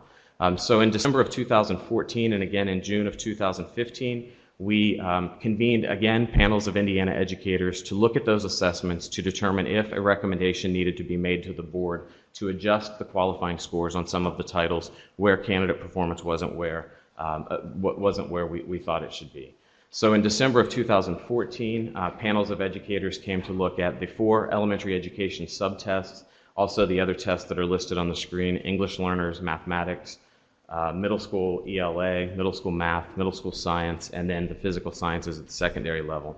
At that time, you accepted the recommendation to adjust each of those scores and to allow candidates to score fewer items correct on each of the assessments to get to that 220 scaled score that would mean that they get to pass an assessment. In June of 2015, we held another round of reviews where we examined the titles that are listed on the screen. At that time, after that, you accepted the recommendation to adjust and to lower the number of items that a candidate must get correct on the elementary education generalist subtest and the life sciences tests.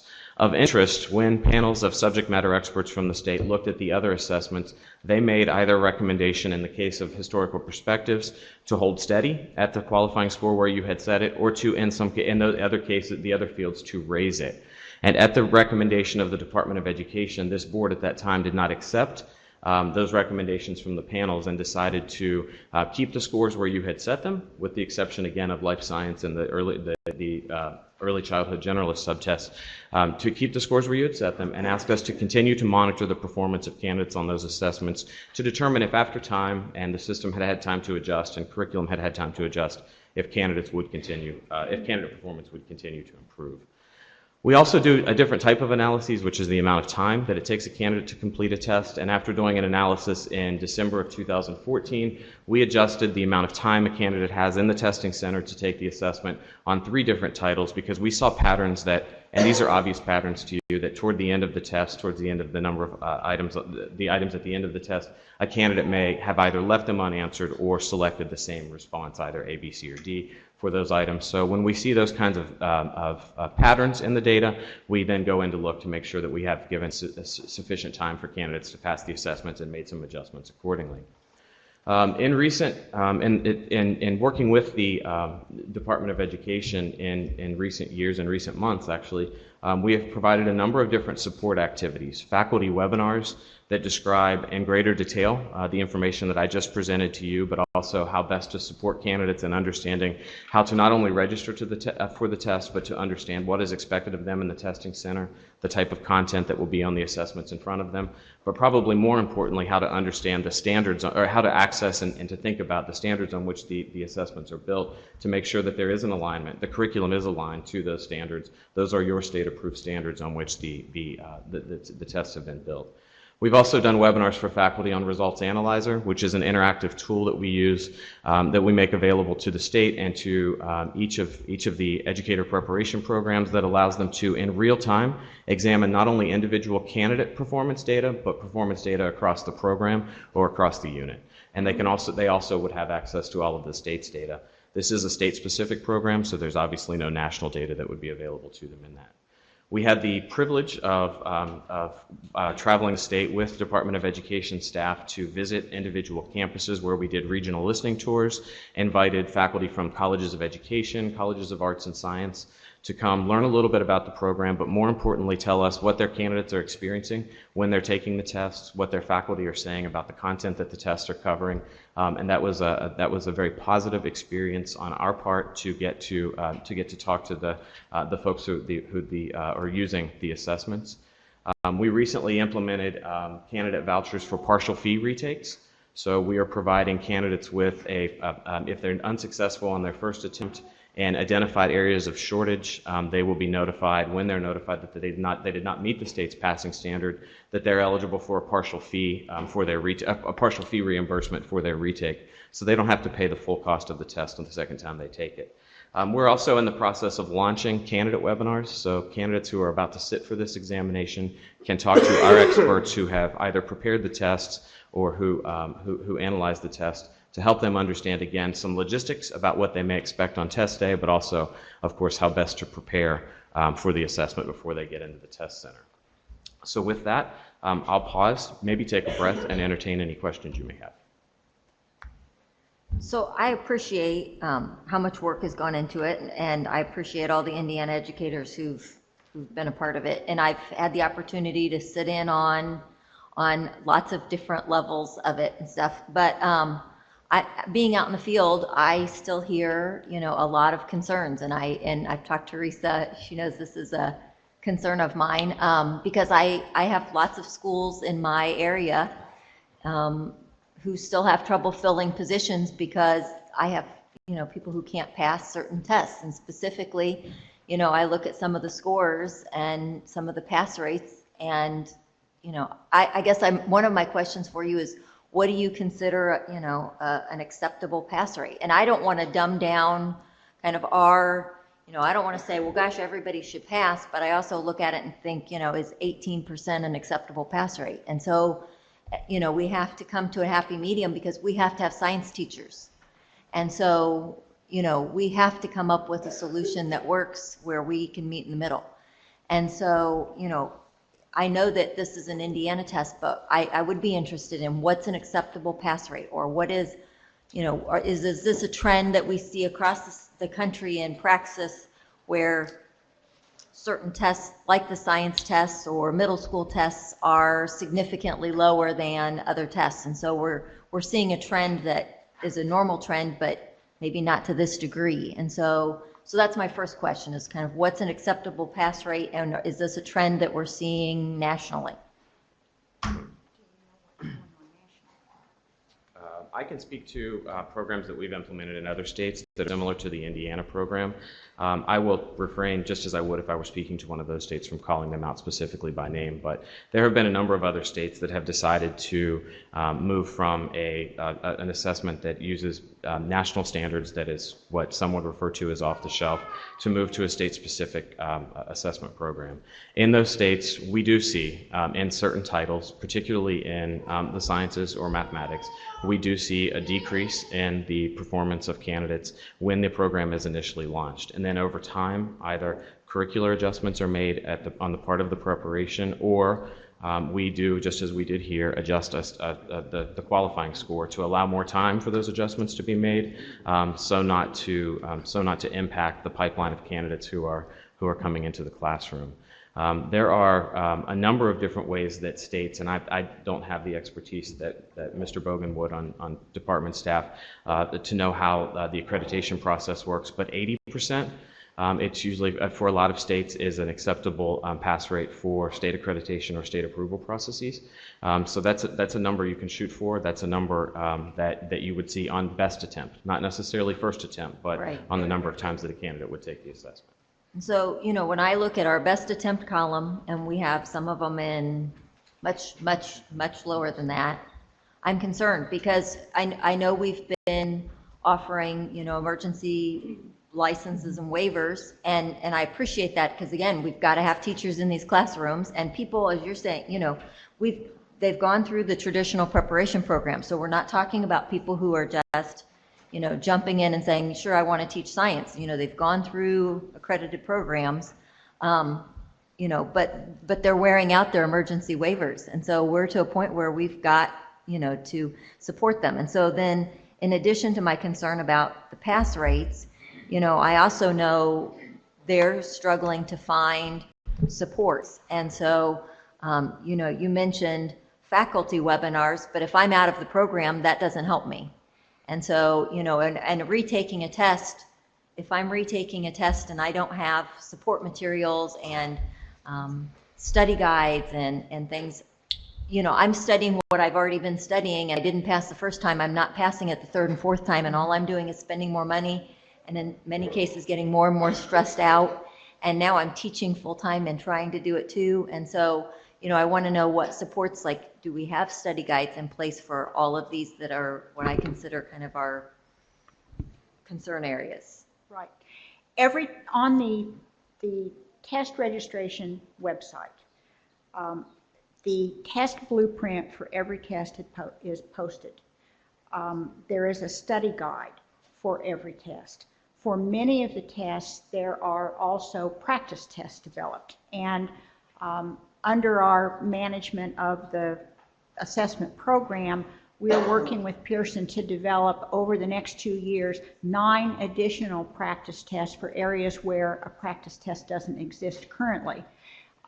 Pearson also has a number of practice tests that they own that are proprietary to Pearson in a variety of content areas.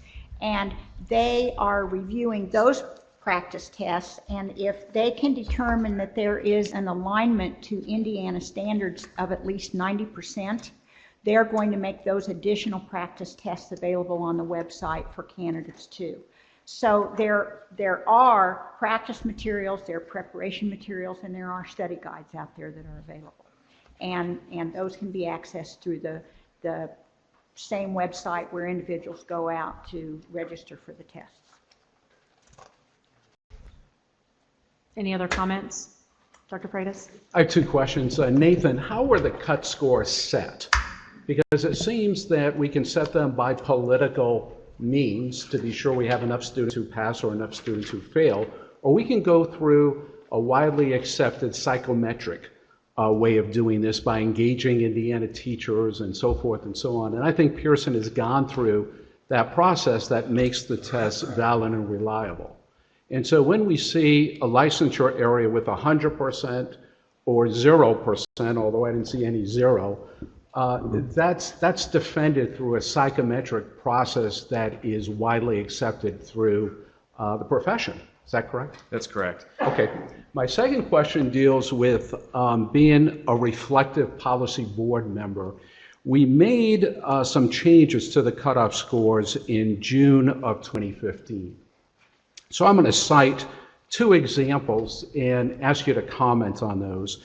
In the physical science area, it looks like after we made the change, the percent who passed the test went from 50% to 100%. And on the previous page in English language arts, after the change of cutoff score, it went from 67% to 48%.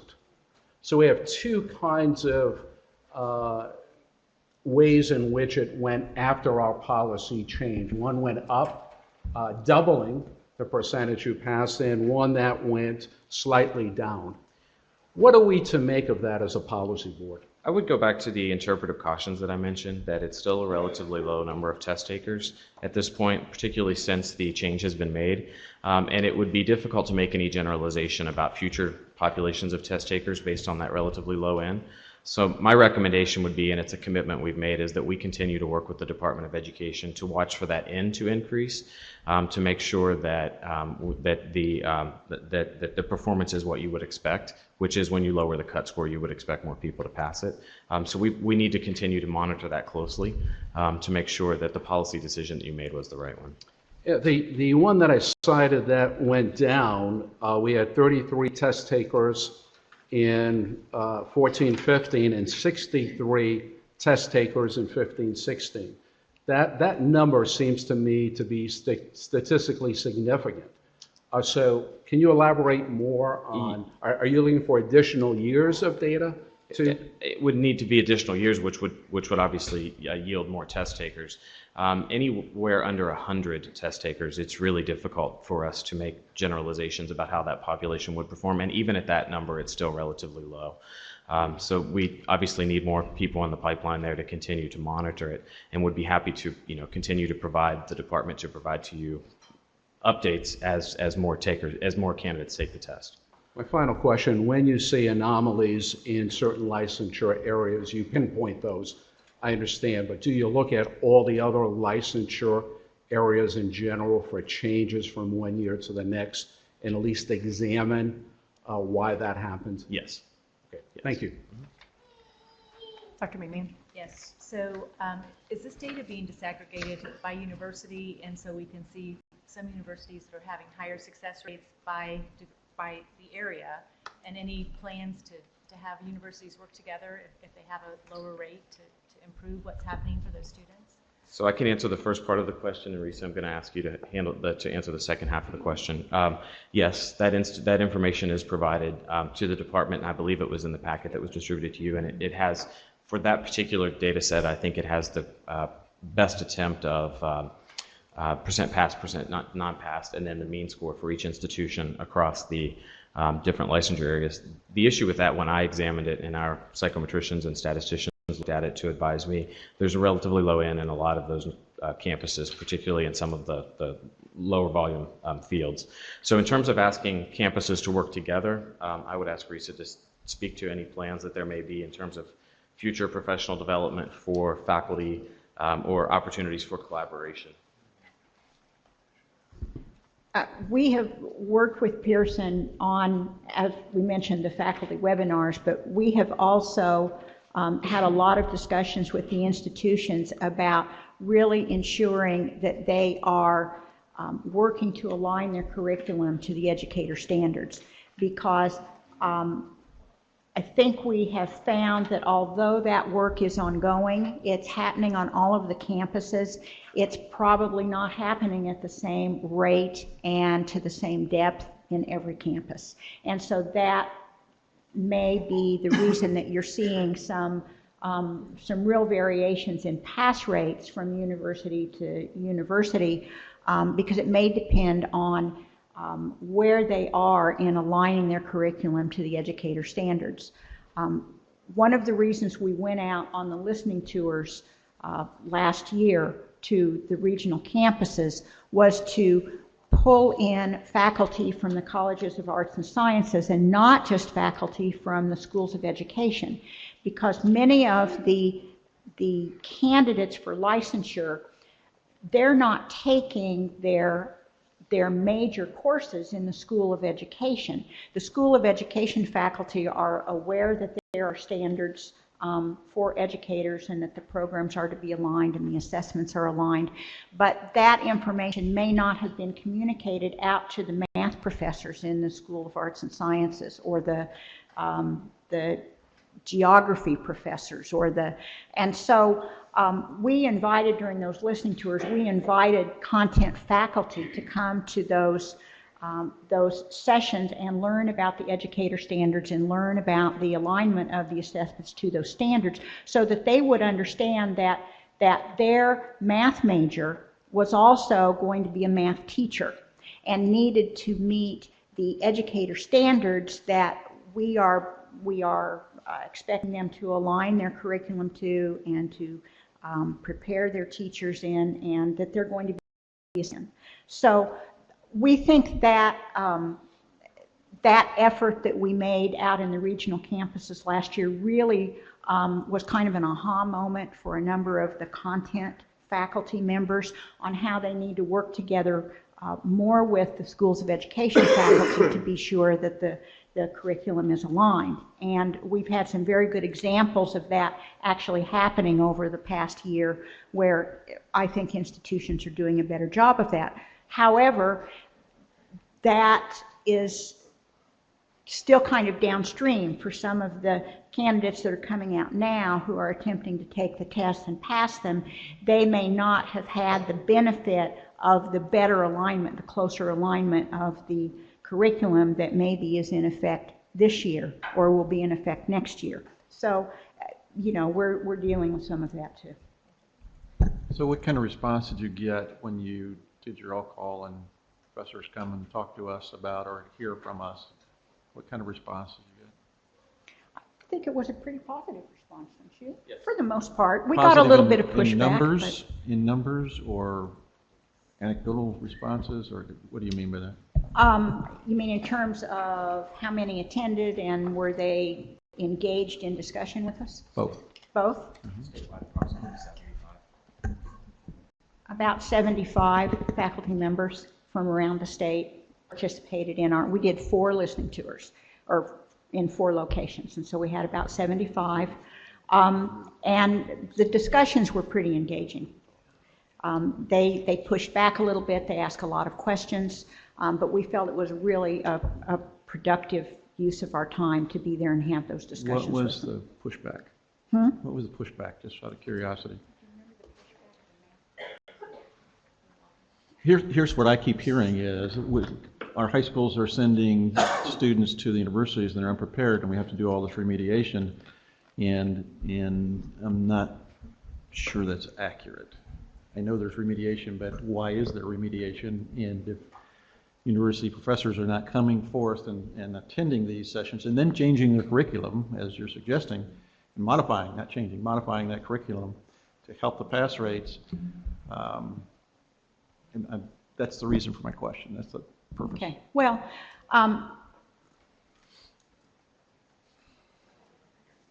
I don't know. I don't really remember hearing that either. But I didn't hear what he said. Exactly what she said. I don't remember hearing that in those particular sessions, but that wouldn't be unusual because they were sessions that were facilitated in a way to really drive at questions about the assessment program. But that particular topic in the kind of open discussion, I don't recall any comments related to that. Dr. Ernest? Well, I don't want to belabor this, but I want to go back to Carrie's and where Steve's going here just a little bit, because I'm having trouble connecting the dots. So our role, so you're going to have to help me because I'm probably being stupid here. But so our role is to set those scores. Mm-hmm. Yes? Yes. So we're setting those scores, and as Carrie's pointed out, we've got a low pass rate. Mm-hmm. Yes? And we know that we need teachers, thus Gordon's work with his. Right, very specific one. Right. And this would be very specific in here. To me, and so then we're sending teachers out, maybe, and help me, Steve, if this is where you were going and just didn't get all the way. if we're sending teachers out and we're not quite where we want to be with those programs, you're nodding, so thank you, then we're holding schools accountable for those teachers, and we've got a circle of problems here. How do we have any way to affect this as this board? Did that question make any sense? Let's vote on it. What's that? Let's vote on it. No, I mean, no, really. Seriously, you're talking about an area of 18% passage, right? Well, that's a problem. So that means that we tell schools, by gosh, your teachers aren't getting the standards taught and they aren't right. So if we can't get teachers to that pass rate, and we believe that the assessment's correct, valid, reliable, right? So that would mean that we're not getting those taught. I'm having a disconnect. We're setting the test score, or we're setting the scores, but we have no effect on whether that program's really teaching that teacher. There's where I wanted to go. Now, somebody help me say what I just said. I think we have to be careful. Obviously, as superintendent, as of at the end of Monday, but we are all feeling it in the field, and I share the concerns that are being expressed. And I would argue it's across the disciplines. So we need teachers, and anything that's causing a bottleneck is a problem. Now, I think we have to be careful to start putting the blame game, because we're not sure where that is. Is it a cut score issue? Is it a university issue? Where is it? We don't know. So I think throwing stones right now is probably not the best idea. However, obviously there's an issue. We're not real sure what that is, whether students don't have access to the tools they need to prepare, universities aren't getting it done, or cut scores are way off. There clearly is an issue. So obviously we need to take a look at that. I think through the Department of Education and through the state board, we could work in partners to take a deeper dive of looking at this, and that needs to be a commitment, because the field relies upon, we need teachers, and we needed them yesterday. So, and there are a lot of good, solid folks ready to come into the classroom that obviously are struggling to get into the classroom. So clearly we need to take a look at this. Sure, and we'll be happy to bring back whatever data and discuss that with you again. Sure. One of the other parts of one of the other pieces of this big picture, I think, is the matrix that you approved for higher ed accountability, for the public posting of data on the teacher prep programs. The pass rates on per content area by institution are going to be now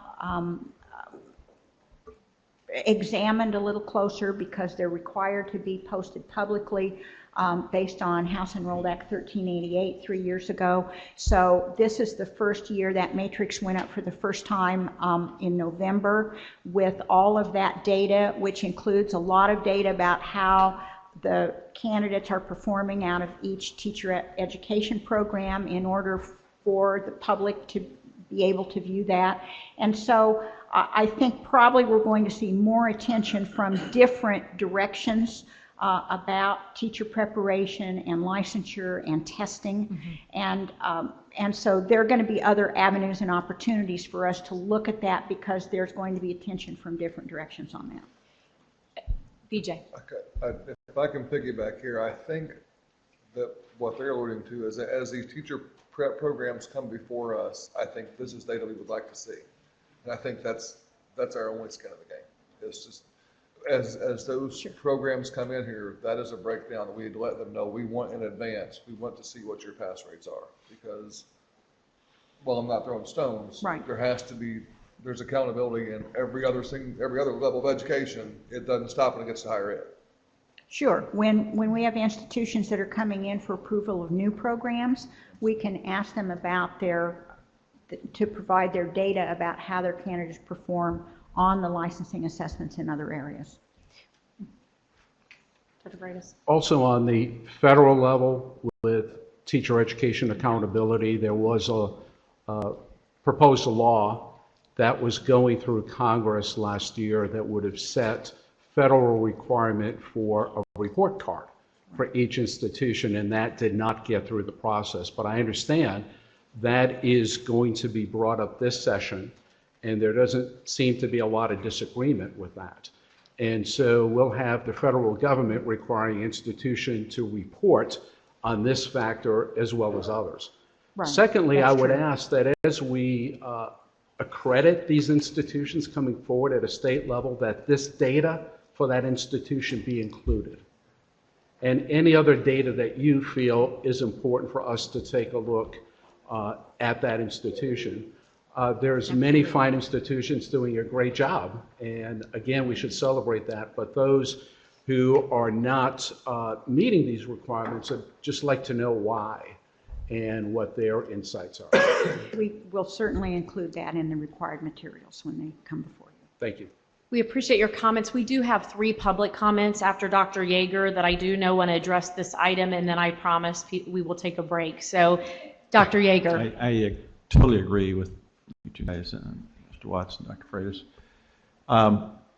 The point I want to make is at the public school level, if something's not working in the way of instruction, we are mandated and we must, and we have to go clear back to the teacher evaluation system that enforces this, we must modify our instruction to meet the needs of our students, to meet the needs of the universities. And I guess the message I want to send, and you both said it much better than I can, is that the universities must be held accountable as well. If something is not occurring and we're not getting the results we want, we should look in the mirror as well as looking at preparation from the schools, but also preparation from the universities. So that's the point I want to make. I'm not blaming anybody. If you had 75 attend those 4 sessions, that's a higher number than I would have suspected, and maybe that's pretty good. Maybe it's not. I don't know. It depends on what was carried back and what message was carried back, and then what modifications were made from the information received at those sessions. So I don't know if there's a way we can find that out. The data probably doesn't exist, because it's probably all anecdotal data. But thanks for your presentation. Thank you. Thank you. We have 3 public comments to address this item. Megan Pogue. Hi, good morning. Good My morning. name is Megan Pogue, and I am pleased to represent my fellow May 2016 graduates from USI. Between the 2 of us that are here today, we have taken 15 Pearson core content exams and spent over $1,500 in testing prep materials and the test itself, with no success of passing. Nathan, I don't know where you just went. I would have loved to know about the candidate voucher retakes. No one has told any of us about any of that, so I'd love to talk to you later about that. But we did all graduate with excellent GPAs and are highly recommended to teach from the professional teachers that we worked with during our education. This definitely shouldn't come as a surprise to the Pearson representative here, Nathan, as this is a known issue with their exams for states in which they are required. Many of these states now have a shortage of teachers that we have been talking about and have had to make changes or exceptions to the Pearson requirements. As I am planning to teach a home state of Kentucky, I'm required to possess a teaching certificate from the state in which I graduated. Kentucky requires teachers to pass the Praxis 2 exams, which I have taken and have passed with no issue. I accepted a job offer in Kentucky this November. Kentucky does not offer emergency licenses or certifications, so I only had 20 school days to require or get my Indiana license. Although I again took the Pearson exam, I did not pass. I have since lost that job beginning of January. So to assume that the Pearson exams measure any skill level accurately is really a stretch. To say that I am fed up or frustrated that I have lost this job, had to turn down several previous ones, and am unable to use the degree in which I have or practiced is an understatement. We all have the skills required to be an outstanding teacher, but based on the current exam and score requirement, we are being denied that ability. While I was aware of this after taking the exam a second time, it became crystal clear this previous time when I purchased the 240 tutoring materials and scored a 99% on each of the 3 pretests, yet still didn't pass the actual exam. 240 tutoring guarantees if you score at least a 95% and do not pass, that they will refund your money. While I'm glad to get back the investment, that's not what I want. There's literally nothing left that I can do to pass the current exam. It is actually the Social Studies Historical Perspectives exam that I'm talking about. Which one was it again? I'm sorry. The Social Studies Historical Perspectives. It's designed for a teacher with 15 years of experience regarding questions that are basically every historical event that you could possibly imagine. I'm not an encyclopedia. I don't think you guys are either. But it's also designed for individuals who do not think intuitively. There's no room for human interpretation. It is all multiple choice. And as a historian, we're expected to interpret history and draw conclusions. Why is there not a written part of the exam? Why is there not short answer parts of the exam? In my 4 years of college, I maybe had one history test that was multiple choice. So it's also impossible to prepare for. The study guide that is on Pearson's website is basically a list of the broad, very, very broad, it's 4 pages, of every possible historical thing that happened. Extremely broad. There's nothing that pinpoints anything. And we have to blindly try and figure out why we're failing after the test. Before today, it wasn't clear to any of us how the actual Pearson scores these exams. I hadn't found any of that information before, so thanks for letting me know that. But I also find it highly suspect that in November, I took the high school exam. I got a 192. 3 days later, I took the middle school exam. I also got a 192. Then again, I took the high school one in December. I got a 212. And then I took the middle school exam right after and got a 212 again. So I don't know what the odds of that are, but it's a little crazy to me. And the ability to pass the exam and become a certified teacher is completely out of my control. So after speaking with several ethics and standards professionals and researching other states who have changed requirements, because we were in an accredited teaching program at the time the state made the change, so I had this going into my junior year, so it would have been August 2014. Why weren't we grandfathered in with the exam requirements at the time we entered the program?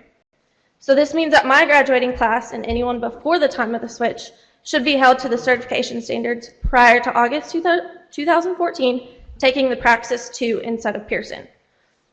Another option would be to decrease or even waive the score on the Pearson exam for certification, since it doesn't represent what is truly required to be a successful teacher. I'd also love to know what research has been done to show those who pass are better teachers than those who don't pass. And then you talk about the validity of the test. What studies have been done to tell me that it is valid, that the test is a valid test? So our time to keep going through this process is up. We have to make one of these changes, or every one of us just wasted 4 years and thousands of dollars.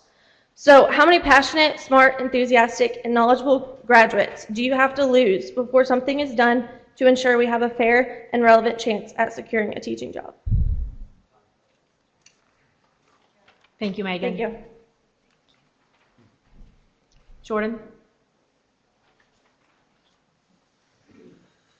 Hello, my name is Jordan Eichhoff, and I'm currently teaching at Washington Middle School in Evansville. At this moment, I'm on an emergency license, and like Megan, I have also had struggles with the Historical Perspectives exam. In my first 2 attempts at the exam, I've taken a total of 3 times. I purchased the practice test and prepared for weeks. The practice test from Pearson did not help to me, and the actual test had questions that were formatted differently than the questions on the Pearson practice exam did not mirror the questions on the practice, or I'm getting messed up, but basically the questions on the actual exam were formatted differently than what were on the practice exam. So I received the same score both times I took the test, and the third time I decided to take the exam, I did not prepare at all. And I received a 216 and just missed the passing score of 220. I graduated the University of Southern Indiana with a cumulative GPA of a 3.6 and had a 3.8 in history. It's hard to believe that after doing so well on my history courses and at USI that my future is about to come to a halt due to the test. My emergency license ends in June, and if I am not able to pass the test, then I will no longer be employed as a teacher. Thank you. Thank you. Dr. Beebe?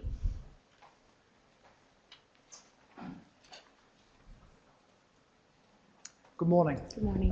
Thank you for the board for allowing me to speak here. You've heard from Megan Pogue and Jordan Eichhoff, two of our brightest students. There are others who would be here today, but they're actually teaching right now in the schools, and they couldn't get the day off to come up here, the 3-hour drive that we all had to do. Each has a passion for teaching and a commitment to the noble calling and profession of teaching. My name is Dr. James Beebe. I'm the Dean of the College of Liberal Arts at the University of Southern Indiana, and I'm accompanied here today by my colleague Dr. Zane Mitchell, who's the Dean of the Pott College of Science, Engineering and Education, and also Ms. Cindy Brinker, the Vice President for Government Relations at the University of Southern Indiana. We're here because we have serious concerns about the Indiana assessment for educator licensure administered by Pearson as it pertains to secondary education, historical perspectives, content area, which is on your sheet there. And we are here to support our students and alums who are facing some serious problems with passing the exam.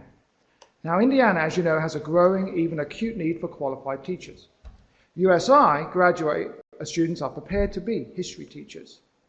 USI has a nationally recognized and accredited program for the instruction of secondary education history teachers, consistently matriculating high-achieving students.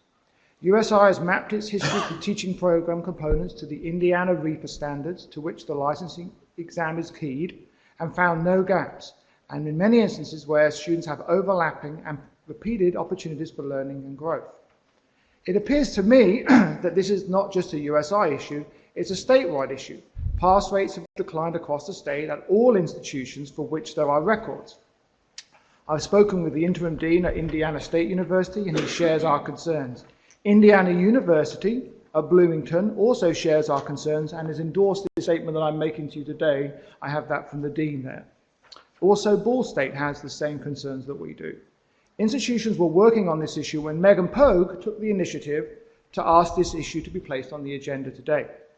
Indeed, the data that is provided today for you shows that in secondary education historical perspective, the 2015-16 mean scaled score was 219, which is a failing score. So the average is a failing score.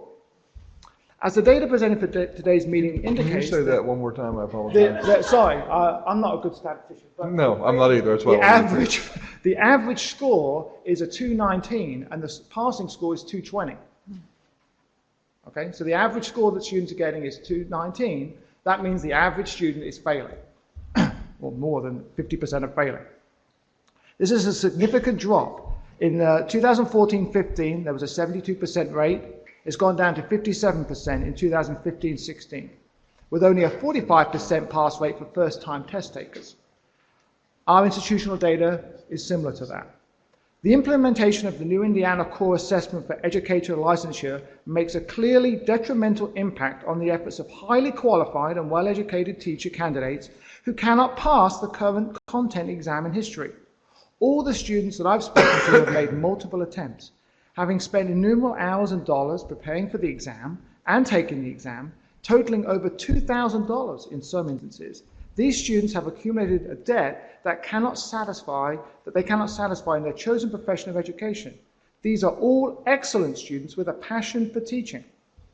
We've noted that student scores on the exam itself, consisting of 5 sections of varying weight, are not consistent. There are instances where a student does less well on a particular section at one sitting, but at the following sitting does fine on that section, but not on another one. One student who wanted to come today, but is teaching, she just graduated from USI. She was a 4.0 summa cum laude honor student, one of the best students ever to graduate from the history department, has made the exact same score, 212, 4 times in a row on the exam, scoring differently in different sections. That's almost statistically impossible. I told her she should do the Powerball with those numbers, but anyway. But something's wrong here. This is almost statistically impossible. It appears to me that there is either a problem with the test itself or the calibration of the cut scores.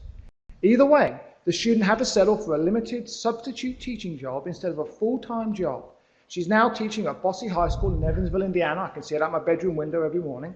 And she's doing and she's doing a superb job. But she's on a substitute teaching position. She wants to have a full-time position. She loves teaching.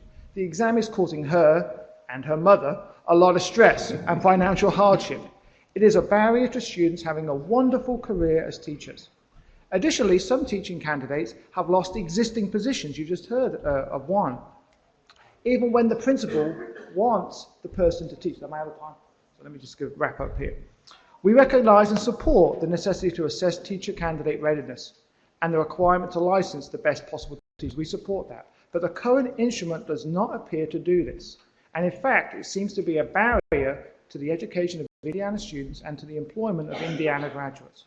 We feel that some relief should be provided for our graduates and across the state and soon-to-be graduates who are experiencing difficulties with the Pearson exams. We are supportive of a grandfathering provision that Megan mentioned that will permit those students perhaps to take the practice exam while these issues are investigated, because students are losing their jobs, citizens are losing their jobs. In closing, as a representative of the University of Southern Indiana and as a history professor, I most respectfully ask the State Board of Education for assistance. Please help our teachers and help our state. We have superb students with excellent training and experience in schools who cannot pass the exam and who therefore cannot teach, often in school districts that are crying out for good teachers, such as in Evansville. This is a statewide problem with pass rates down across the state. Thank you. Thank you. At this time, we will take a break.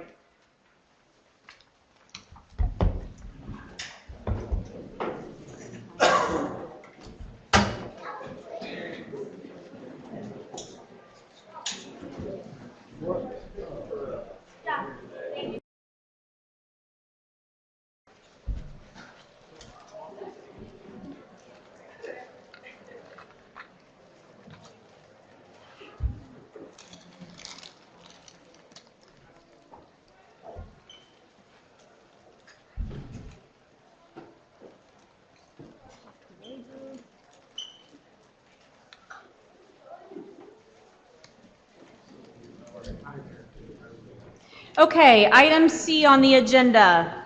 Obviously B, IPS presented early, so we're going to go down to C. We have Ball State authorizer update.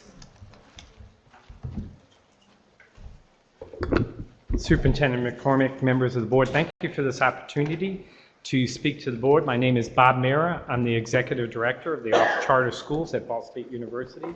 And I also have with me today, in case we need any questions on the high school, Dominique Franklin is the high school principal.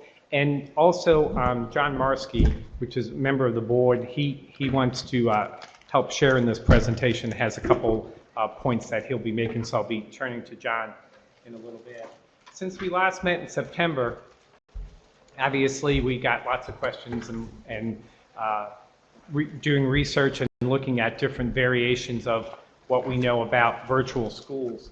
What I wanted to just kind of in this first graphic, just to remind you that what I was trying to do in looking at how does an authorizer kind of balance out my role and my responsibilities of looking at low performing charter schools. I have a balance of looking at both the fiscal, the academics, and the governance of the school, and that kind of triangle kind of just talks about that. And also that Ball State was involved in an early project with NACS, the National Association of Charter School Authorizers, to kind of help develop national standards and indicators in those areas.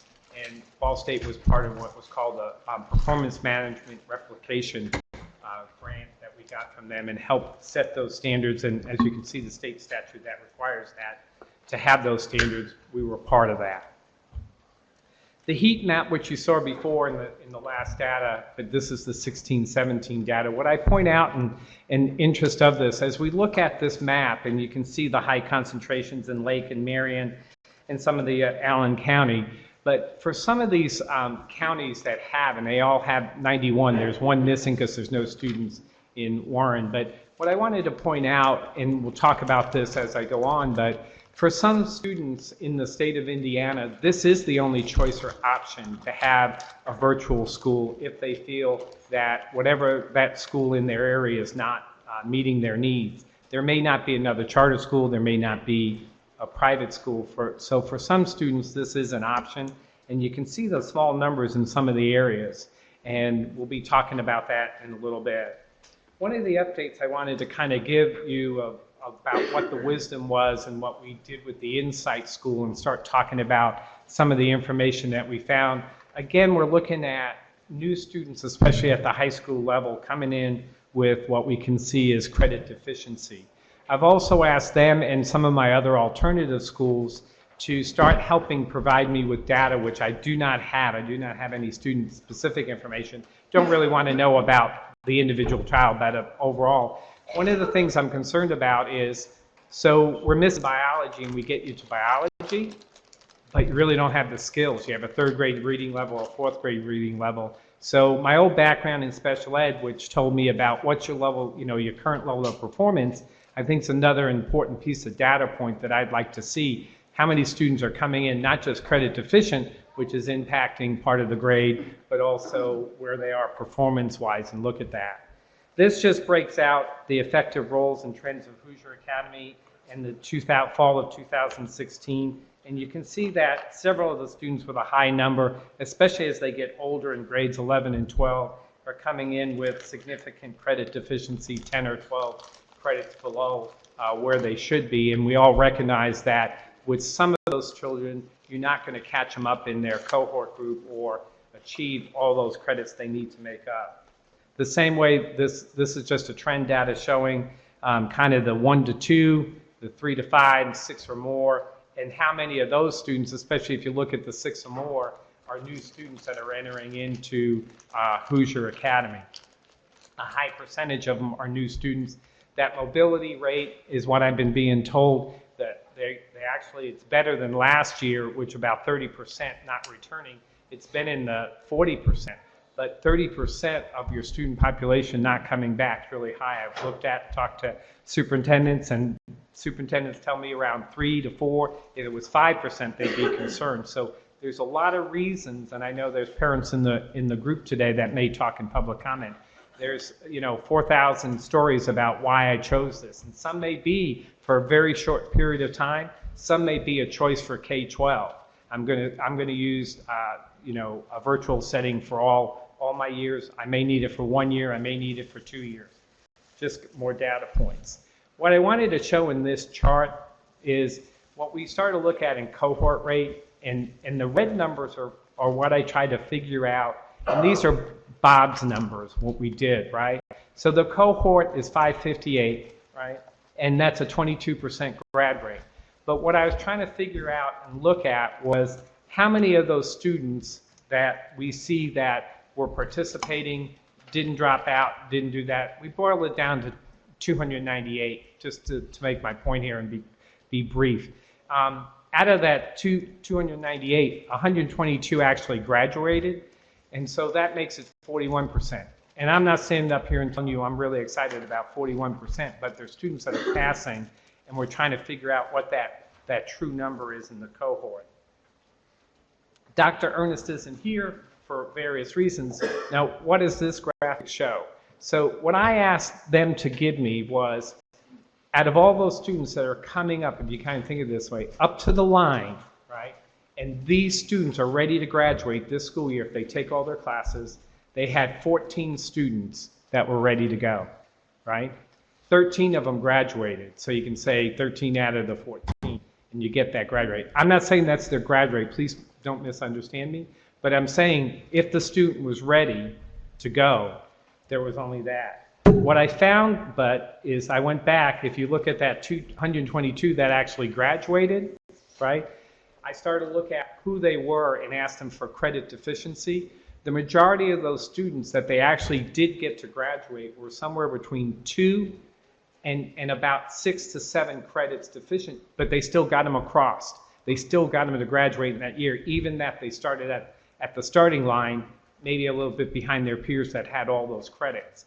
So I think in some ways when I look at data points that I have credit deficiency they can still catch some students up. Again, I'm not saying that these numbers are the numbers that we want to see. We're continuously trying to improve them. We're trying to make them look better. We're trying to figure out what's going on, et cetera, with that. This is some anticipated numbers that we have. So we were looking, that was backwards, this is forward. They were looking at this graduating class, how many students do they anticipate graduating? They thought 136%, 25 would be in 18, and a few would be, 11 of them would be in 19 of those kids classified as either 12th graders or 12 plus. I was reminded, it's not on the graphic, but I was reminded that in this, however, even if they do get the 136 out of the 196, their cohort is 462, which would, if you calculate that out, would give it a graduation rate about 29%. So again, what's that grad rate? How do we put that together? What I wanted just to talk about, this is what you're working on, why I'm standing up here in House Bill 1338 that was passed several years ago. The emphasis is that what we try to put together is authorizers to hold us accountable, that authorizers need to hold schools accountable, and that you may do the following actions. However, what I wanted to share with you, and I tried to talk to Dr. Ernest over the last year and a half, creation of transformation zones do not apply to charters. I just want to make that perfectly clear. I get that. But what I was trying to do as an authorizer was figure out, how do I treat a school that's failing in what components? So I looked at the statute under transformation zones, and I know you had a presentation earlier in other schools that were doing that, and tried to talk to Dr. Ernest about how he was sitting on the board and what to do. We were trying to look at, how does this impact students? How can we really get to what we're trying to get at? And one of the things that were really delicate to look at, as I showed you, this is from last time, but multiple plans, multiple evaluations. And we're trying to kind of hone in on that and try to really get that to have one type of plan. The other thing with that, and this is where I'd ask John to come up here in a second, what we're really trying to get at and why we broke out part of the Insight School was not to have or let the school avoid accountability. It was my complete opposite intention.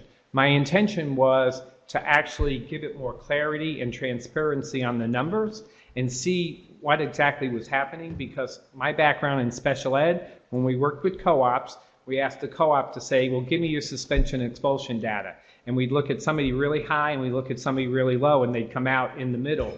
And that's what was happening with some of the data points with students that were credit deficiency or not showing up and all that. So we broke out the Insight School for that very reason, to give transparency and to make sure that there were resources available. And that's where I want John to come up here. We worked with the board, because that's who holds the contract to work with K-12, to look at and get more resources around children that needed not just the academic, but some other additional help. So John? Good morning, and thank you. I know this means about Hoosier Virtual, but when you look at the board minutes from our September meeting, basically 5 of the 6 pages were devoted to this Insight School. And obviously there was a lot of press about the Insight School after the meeting in September. So on behalf of the board, I just want to clarify 2 quick points about the school. First, about the timing and when it was created, and second, about the reason it was created. When you look at an article was written by Chalkbeat the day after our September board meeting, basically one of the statements they say is, the Indiana State Board of Education members were stunned to learn Wednesday that a failing charter school transferred some of its neediest students to a newly created sister school just before the board was expected to decide its fate. So that gets to the timing. And really, this was, our meeting was in September 2016. We as a board were going through the reauthorization process with Ball State in the fall of 2015. Our reauthorization application was due October 1st, 2015. So if you look at our board minutes, basically there was, and actually that board meeting in October, which kind of again addresses one of Dr. Mara's point, it was held in Fort Wayne. So again, one of the things that we try to do as a board is go to where our families are from time to time. But in that October board meeting, it was mentioned in our minutes that we submitted the application on time, October 1st. Ball State representatives were going to come and do on-site visits in November. And basically, so again, from a timing standpoint, what happened is over winter break and after Ball State talked with we basically had a representative from the DOE for the priority school. They got together with our administration and tried to figure out how can we best serve this population? What can we do better? And one of the things out of that meeting in December was the whole idea of the Insight School. So basically that's when the idea came up. It came up and it had to do with the reauthorization process. Here's an idea that we think will better show the kids and will be able to track data on these kids. So then in January, for our board meeting, and again, this is all part of our public minutes, we mentioned that planning for the new school began over winter break. Ball State had looked at different schools' approach to alternative schools. A partnership between Ball State and Hoosier and the DOE was formed to basically create the school. So again, all the channels, and that's where the board took exception, and we apologize if you were surprised by it, but really the DOE was involved back in December 2015. So that's deals with the timing. As far as the justification, there is, again, going back to this article, one of the sentences says, the shift of students out of Hoosier Academy Virtual and into the new Insight School of Indiana prompted a question from superintendent and other board members. Was this an effort to avoid state sanctions? And there's a couple issues as a board we have with that statement. The shift of students, number one, it wasn't a shift. It wasn't something that we did and forced parents of credit deficient kids, hey, you need to go to this school. It was an option. And again, basically, as a board, and the reason I represent charter schools is because I think options are necessary. I think every kid has a different environment in which they learn best. And the more options we have available, the better. And that's what this was an additional option. In our February board meeting, and this is on our website, basically for each parent, we give the parents a choice. Do you want to go to a blended school, HAND? Do you want to go to a totally virtual school, Hoosier Academy? Or do you want to go to this new Insight School? And we outline the differences. So again, it's something that each parent recognizes what's best for their child and tries to select the best thing. And that's why we did it.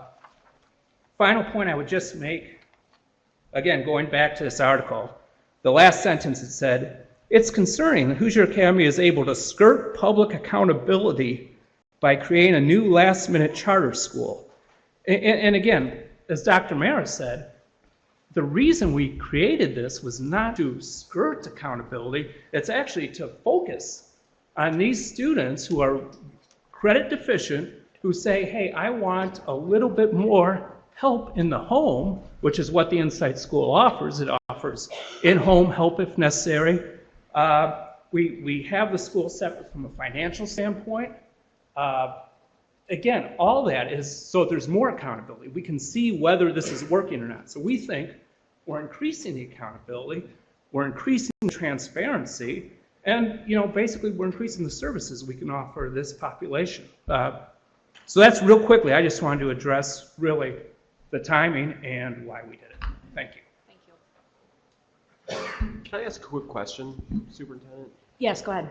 I just help me understand why. I understand, there's additional services being delivered to the Insight School, but why did you have to, or felt you needed to create a separate school? It's got separate charter, separate contract, et cetera. Yeah, well, and again, I think it gets to the accountability issue for us and for us as a board. One of the things that we wrestled with early, and I've been with the board for a long time, One of the things that we wrestled with early, even when we had a hybrid school and a virtual school, at one point in time, we had teachers who basically did both. They taught at the hybrid, they taught, and from a financial standpoint and from really isolating where there are problems, we found, that a decision we made back in 2014 is we don't want that. We want teachers either dedicated to the virtual or dedicated to the hybrid, and then this was more of an outgrowth of that. Here again, on the Insight School,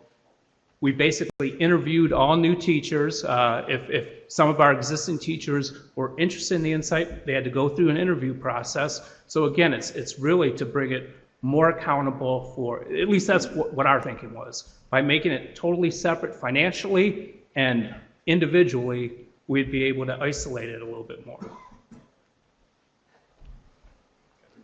Did that answer your question? Yeah, I think so.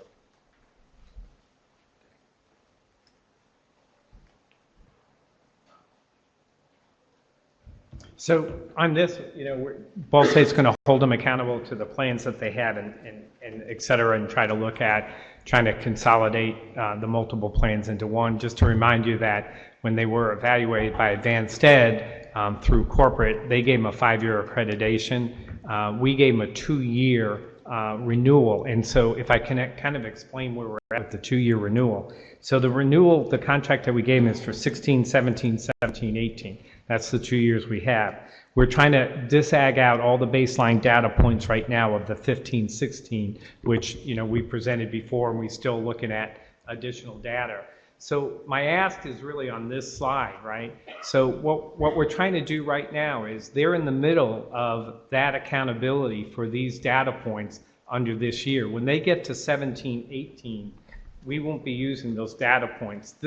I know you know this is your iStep calendar and when all the tests are. So the test window is coming for them to be tested in this school year pretty shortly. So the changes that the board has instructed Dr. Ernest to make, we will see if they're bearing any fruit now in this assessment, because this 15-16 assessment was really based upon the old. And here's my timeline. My March, we're going to start in with all renewal schools in March through August of 17. They have to give me a letter of intent if they want to be renewed in October.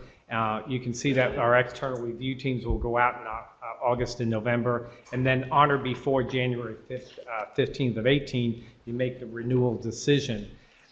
What the final decision is with the March 1 date is that if a school disagrees, I as the executive director makes a recommendation about renewal or non-renewal.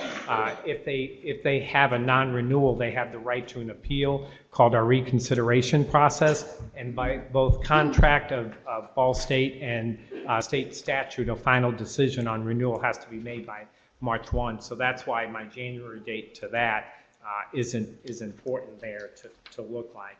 So what I'm asking to do is what we started to learn and look at was different parts of online learning and virtual education. And I've been working with other groups over the summer that are studying this and see what it looks like. And we do have Advanced Ed. You had the DOE outreach. You had my team using Advanced Ed. What we worked with the board, with Dr. Ernest, and what we're going to do is to put together an external team that will report to me, that will give the report to the board, and that if you all want to see that as the state board, obviously we produce that. And here's some of the areas or some of the positions that we're looking at for a team to look at, looking at online learning as experts.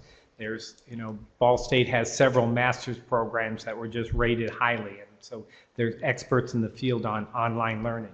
The assessment piece, looking at how does that look like, how does that work? One of the issues that I have raised with the board and Dr. Ernest is also they're not terrible on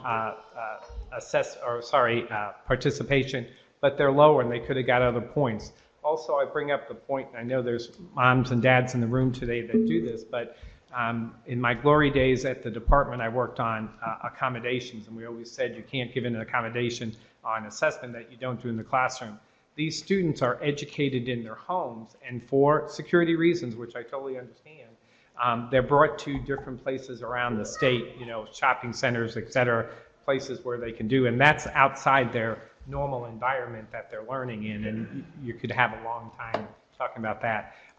One of my really interesting points that I want to look at, and I'm going to ask an individual to do kind of case studies on learning coaches and work with the parents that are in this to say, why does this work, and maybe some case studies that say, why doesn't this work? As I talked to some moms just early this morning, I don't know if you noticed, but they had their students working even in the back of this, forum and stuff like that. And it's a really hard job. And I want to look at and try to get lessons learned about what that is. So if we do get other online schools or how to measure online schools in a different way. We'll also do what we do with all our charter schools is bring in somebody on governance and financial management.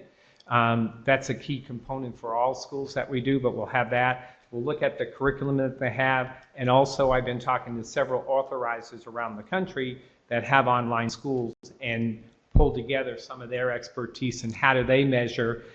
Everybody told me they use the state assessment system in their state, but they also have some other indicators that what they look at, and I'd like to learn from them.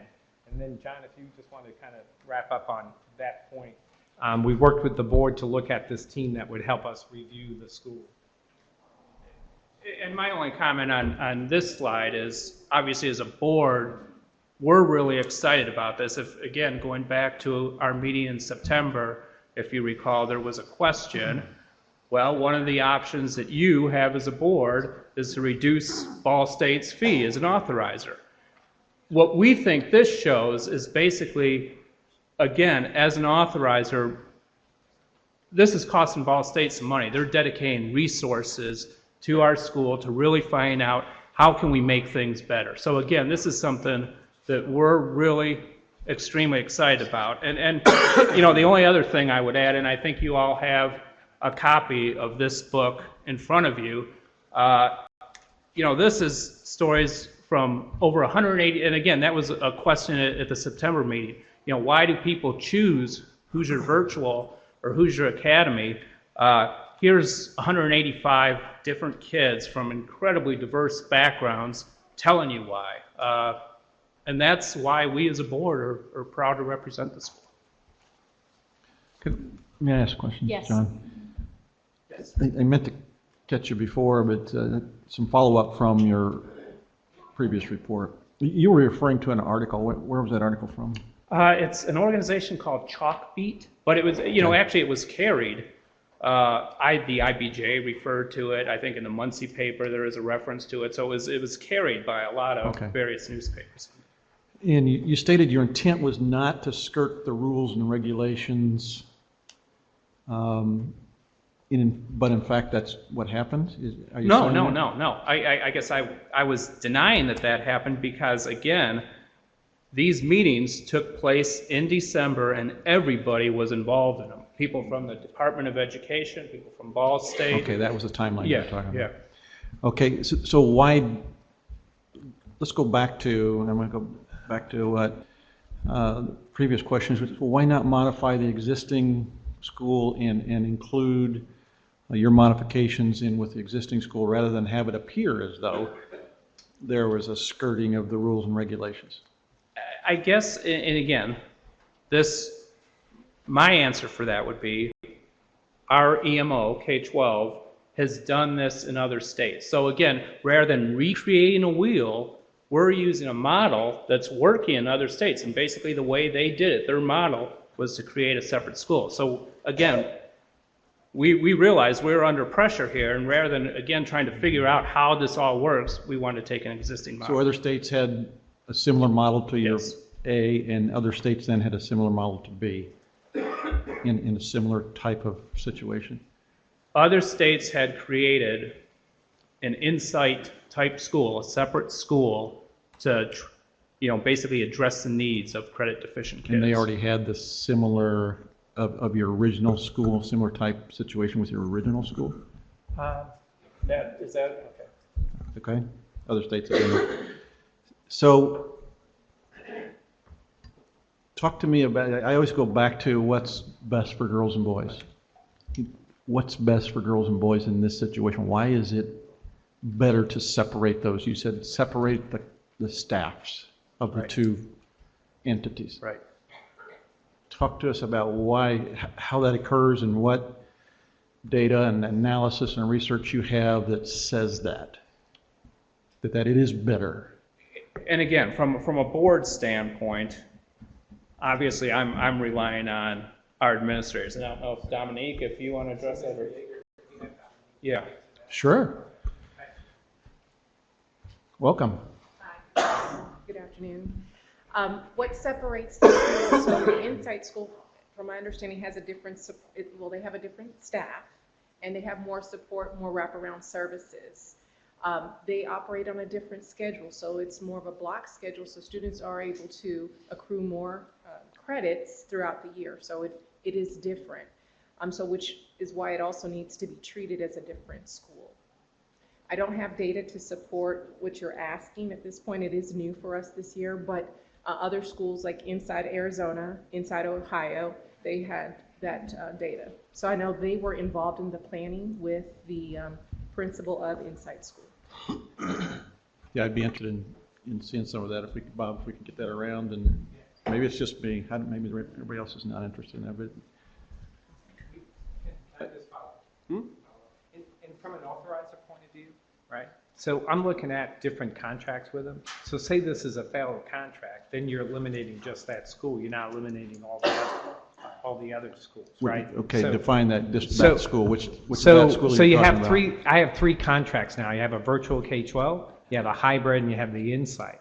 So if they were all together, right, and this is that, me learning how to do this better, you can then close that school, that one school, if they're failing, not close the entire school, because if they're all mixed together and some kids are succeeding and some kids aren't, but they're failing, you close the entire school. This way we're trying to figure out who's doing what. It's the old wraparound, Dr. Yeager. I mean, I'm trying to get, and then hold the board and the EMO accountable for resources. From my point of view, I want to see what fiscal resources they're actually putting in behind that. So as an authorizer, they can't just say, well, we're given the resources. Now I can actually see the resources going into the Insight School because they're separated out in budgets.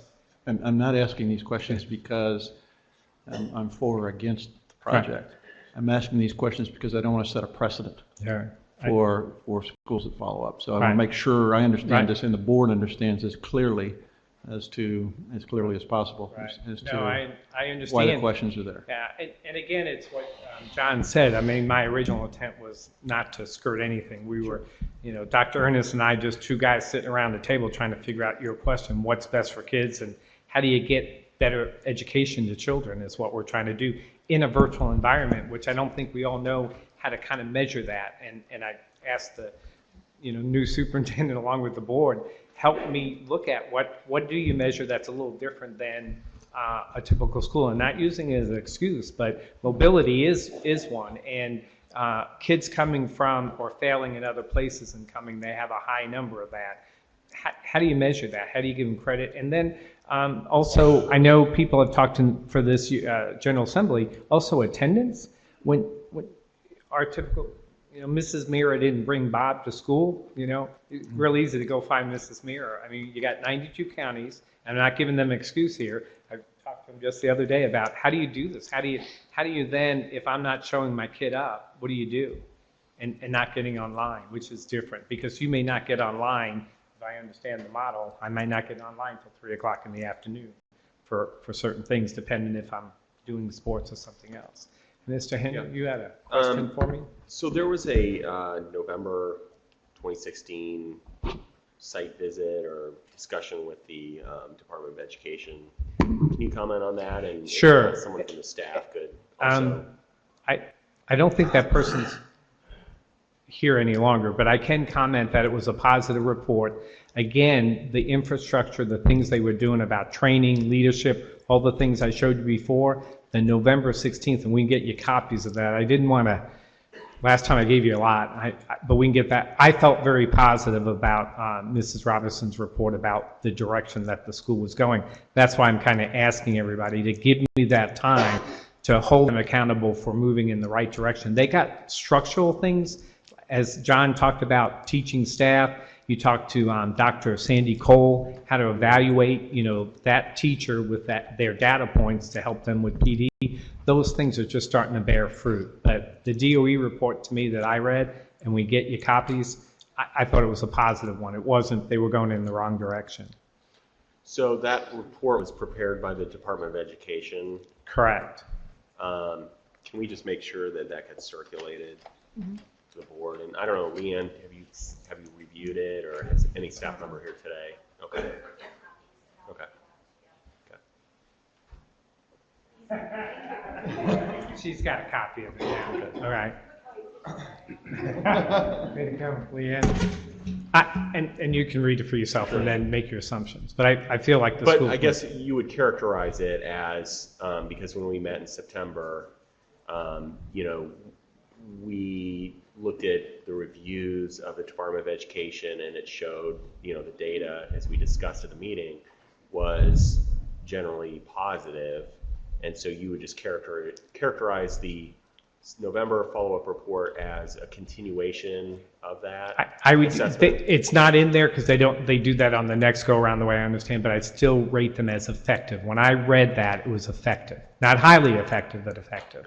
I felt positive with that result, and that's that kind of, triangulating advanced ed, them and us, and what we're trying to do. And that's why I'm trying to look at bringing in a team that's going to report directly back to me, so that we can look at this real independently, and then make my decision about non-renewal or renewal, and then share it with the board and share it with you all. 2 questions. Sure. One, you mentioned an external review team would be coming in. Obviously, if your school has been struggling, you've done that before. So my question is, who are those experts for the online learning and the learning coaches? So, who have those been? Well, who's been the online? Experts in those areas. Yeah, I've not asked anybody to examine this from an online point. We've only looked at it really from an academic point of view, a fiscal point of view, and a governance point of view. This really, Superintendent McCormick, takes me down in a level that I've not been before.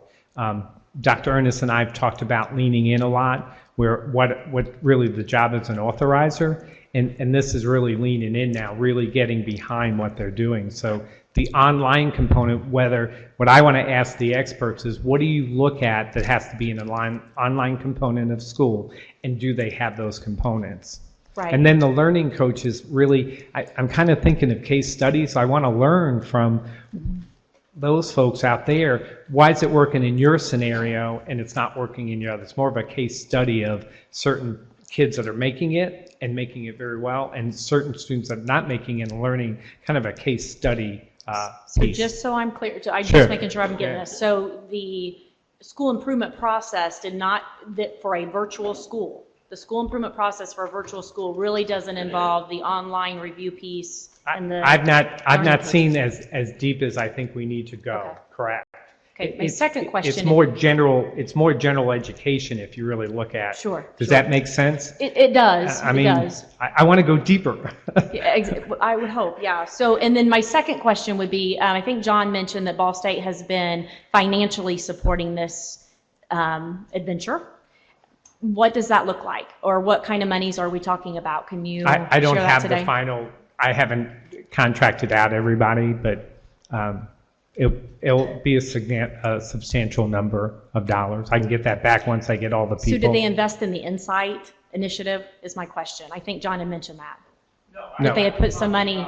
This new, relatively new external review team. The Insight was all shouldered by us. Right. Okay. Right. Thank you. We would be paying for, just like we pay for advanced ed, we pay for that Sure. audit, we pay for the fiscal audit. Ball State uses their 3% a little different than some other authorizers. We kind of put it back on the table to the schools. Okay. Thank you. Dr. Freitas? Hi, Bob. Hi there. The money that you're talking about that you will invest in this particular institution, it's from the money that we provide you, right? It's the 3%, correct? Correct. So we provide 3% to Correct. you, and then you can allocate that in ways that you see appropriate. So what is 3% approximately? For them? For them, the 3% I that we think it- provide you, 500? I don't have the exact number. I don't have that 500,000 number. or so? I'll get you that exact number, what they Okay. generate. I just want to make the point that it's not money that is coming from Ball State. It's money that we have allocated to Ball State to authorize. So make that perfectly clear. It's not coming out of any tuition that parents are sending their kids to Ball State. So just when they did a rule back in 2001, there's a fiscal impact. And so just for the sake of that argument too, other authorizers are funded different ways. The state charting board has a line item in the state budget. The mayor's office takes some of theirs out of property taxes. The private universities and us only take it out of the 3% that we generate. I was just trying to save your job for you. Well, I appreciate that. I know Ball State people are listening, and it's not coming, I'll repeat, not coming out of any tuition support from the university. The other question that I have is regarding virtual schools, which is something that we deal with occasionally. So my questions deal with how to assess a virtual school. Are there national standards for virtual schools? I have not seen national standards, but that's why I'm working with my other authorizers of what they're doing, and we're also working with Daleville, the superintendent of Daleville right now, to come up with that very answer of how does Indiana look like that. So I think we can come back to you with, this is what you all assess for all schools, and this is what we're going to additionally assess for virtual schools. Virtual schools are unique. And I know that University of Maryland, for example, has a set of best practices standards for higher education. I think they're really transferable, at least 75% of those, to virtual schools. And so I would ask you just to look at that. If it makes sense for your assessment, then that's great. But it's been well proven over probably about 30 years now. University of Maryland. So you're hitting on that. This is online learning, whether it be at the high school, the elementary, college. What are those components that need to be there? And we want to add those into our assessment, that these things, and into our application process then, if we get a new school, these things need to be there. We looked at this more as a charter school.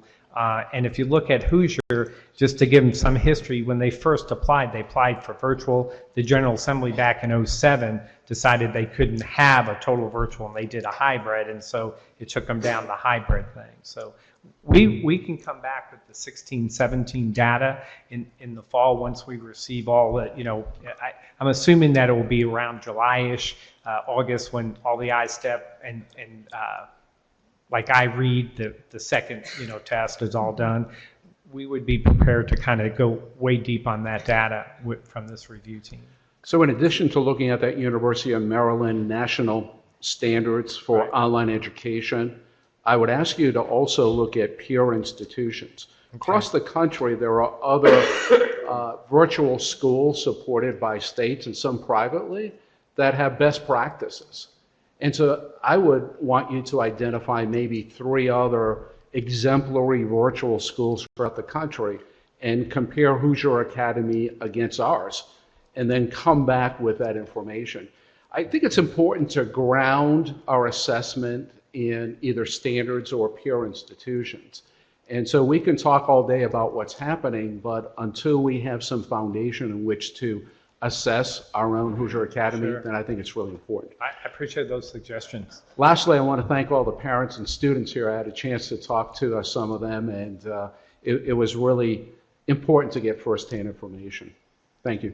Dr. Yeager? Thanks to you, Bob, and your team that came today and presented, and John, I appreciate you being here. Just want to reemphasize the fact that there needs to be, the more we can spread opportunities, options, as John mentioned, and there's a different niche for every learner out there, the better off our girls and boys are. So I want to make sure we understand that. My concern still remains is when you start treading new water, you don't know what's beneath the surface, and we've got to be very, very careful as to precedent we're setting. My last question, Superintendent, is where are we going with this? I mean, this is under discussion. Do we vote on this eventually, or is it, what happens with all this? Well, obviously, we need time to review, and so that'll be short time, because I know you were here at previous meetings, so this isn't the first go-around for the presentation. It was just a deeper, different look. So we will have discussions at the department. We will be back in conversation with the state board staff so we can give you further guidance as a board. Is this, just for the benefit of the parents, is this a month away for board decision or action? Or Right. where are we going with this? Spring meeting?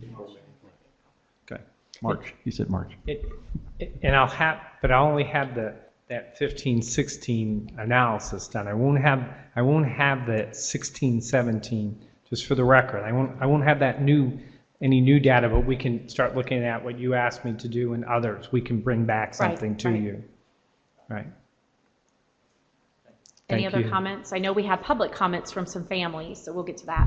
Gordon? And I know we're going to hear from some parents and families, but first off, we had a lot fewer parents and families at the September meeting, but that was really important to me, and I made a point of mentioning it at the meeting, that their testimony was very influential on me, just to hear firsthand from people who are,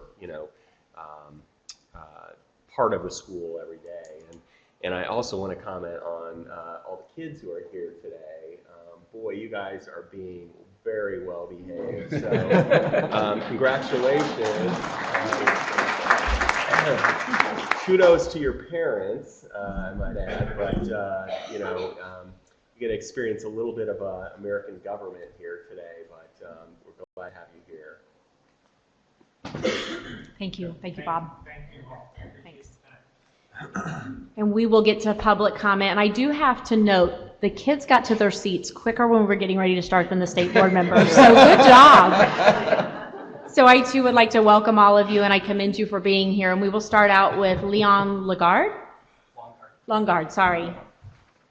As I'm stepping up, I think all the parents, if they can stand up, you've seen the red shirts. We're here to support our school. We believe in this school. And, I'm actually... Can you move the microphone? All right, I'll bring it up a little closer. There you go, thanks. I'm actually, personally, for a long time, I've been a long time supporter of the traditional public school option, or the traditional public school. I live in Franklin Township. I think we all know in 2011 kind of how things were there and the public attitude towards the school district at the time. I was the unpopular one in my community who was behind my school district. I believed in them, and I still do today as a citizen.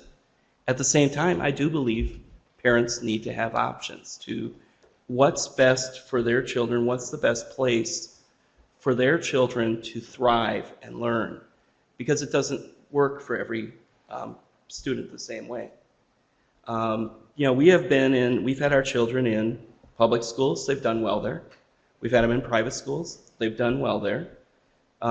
Just recently, actually just this fall, we moved my daughter Katiana to the 9th grade virtual charter, or the hybrid school, mainly because she was dealing with some social anxiety. And even though the school that she was at, we love it, we still have our youngest daughter at that school.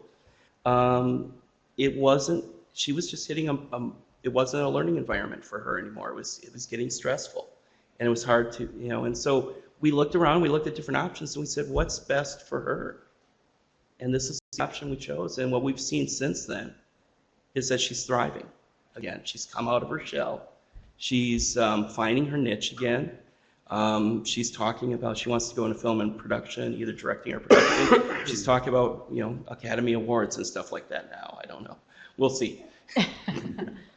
But, so we look at it and go, that option needs to be available for parents, whatever the season their children is in. Because really, school choice doesn't need to be about which school is better than the other competitively. I think sometimes we've had a little too much competition in this discussion. It needs to be about parents figuring out where their kids belong and finding what's best for them in that season. And I think we have to have options like this available. In fact, we've been so satisfied with how Boucher is doing for Katiana. Our 7th grader is going through some of the same cycles right now. And I mean, she's a bright kid. She was in the REACH program in Franklin Township. She's, you know, pass plus I-STEP. She's just having a hard season right now. And we were like, you know what? I think maybe spring semester we need to try this and see if this works for you right now. And so that's why I think I really hate to see options like this removed for parents who need it at those times. So thank you. Thank you. Deborah Snively.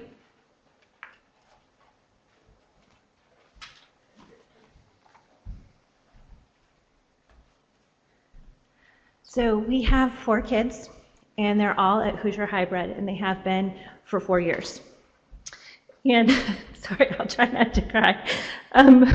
Our kids run the gambit. We have one that is above average. We have 2 that are just, you know, average kids, and we have one that's challenged. She doesn't look like it, but she has learning disabilities. And we started her in public school. And we asked for testing, we asked for it in writing, we were refused, we were threatened by the principal. We were told she just needs to fail iRead. So just wait 3 more years, let her fail iRead, and then we'll do something. But oh, by the way, if she fails it, we're gonna hold her back. So we knew we couldn't keep going with public school. So I volunteered in her classroom that year, and I found out that reading instruction was only silent reading, 15 minutes a day, no instruction, no phonics, no sight words. It was an impossible situation. How is she supposed to succeed with no instruction whatsoever? So I'm not a licensed teacher, and I was scared. What if I mess this up? What if I ruin her entire school career if I take this on? But we found Hoosier Academy, and it has been the only thing that saved her. I often tell our friends that we have the best of both worlds. 3 days a week, I get to see everything that my kids are learning. I get to do it with them. I get to break it down into steps that they understand, that they can repeat, that they can succeed with on their own. And 2 days a week, they go to school, and they have friends, and they have teachers that are licensed, teachers that can verify the problems that I see, teachers that can tell me what their strengths are that maybe I didn't notice on my own. And on top of that, we have this amazing curriculum. When I take our curriculum and I compare it with my friends that have kids in public school, our kids are almost always 2 years ahead of their grade level. Except in history. Our history program is so far ahead, it's like a college prep course. And they have culture, and they have religion in it, and they have arts in it. I can't imagine sending them back to public school. I don't want to. There are other schools that have similar schedules to ours, but they charge tuition, and they don't have our curriculum, and they don't have our amazing teachers, and they don't have the loving community that our kids have at our school. So please, please take that into consideration when you think about our school, because for some of us, this is not just our best choice, it is our only choice, and we don't want to lose our school. Thank you. Lynette Quinn.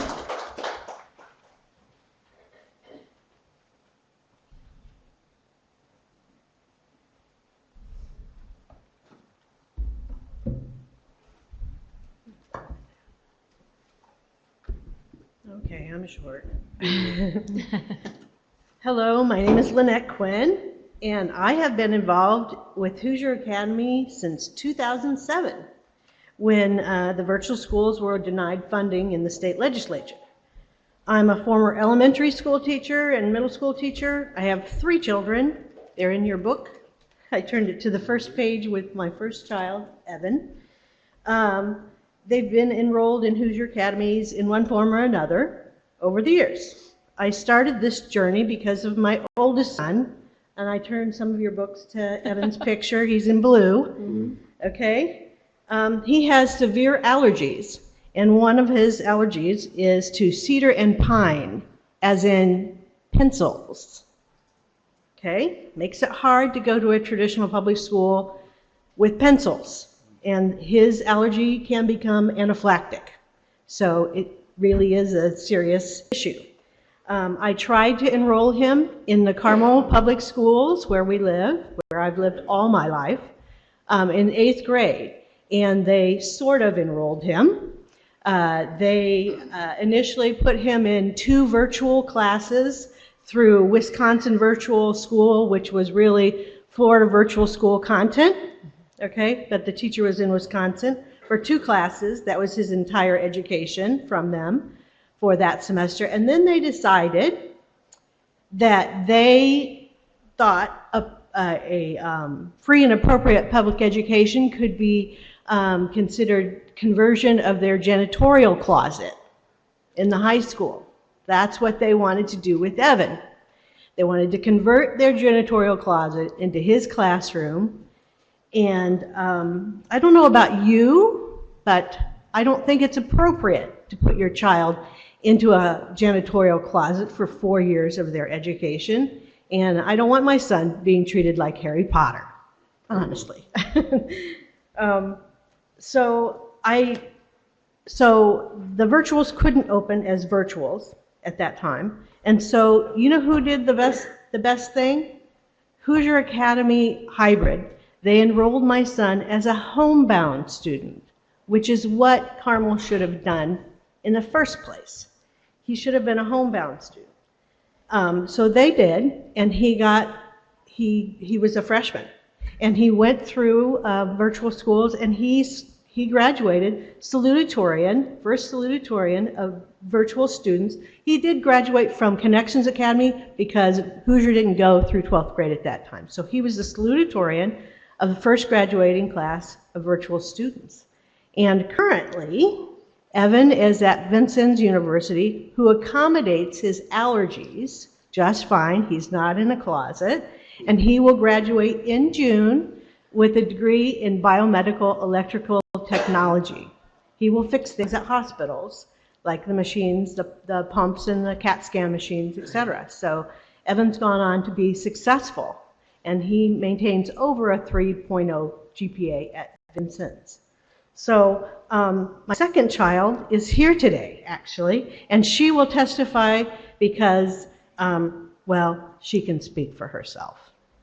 My third child, Tommy, you can see if you flip the pages, Tommy's in the red, white, and blue.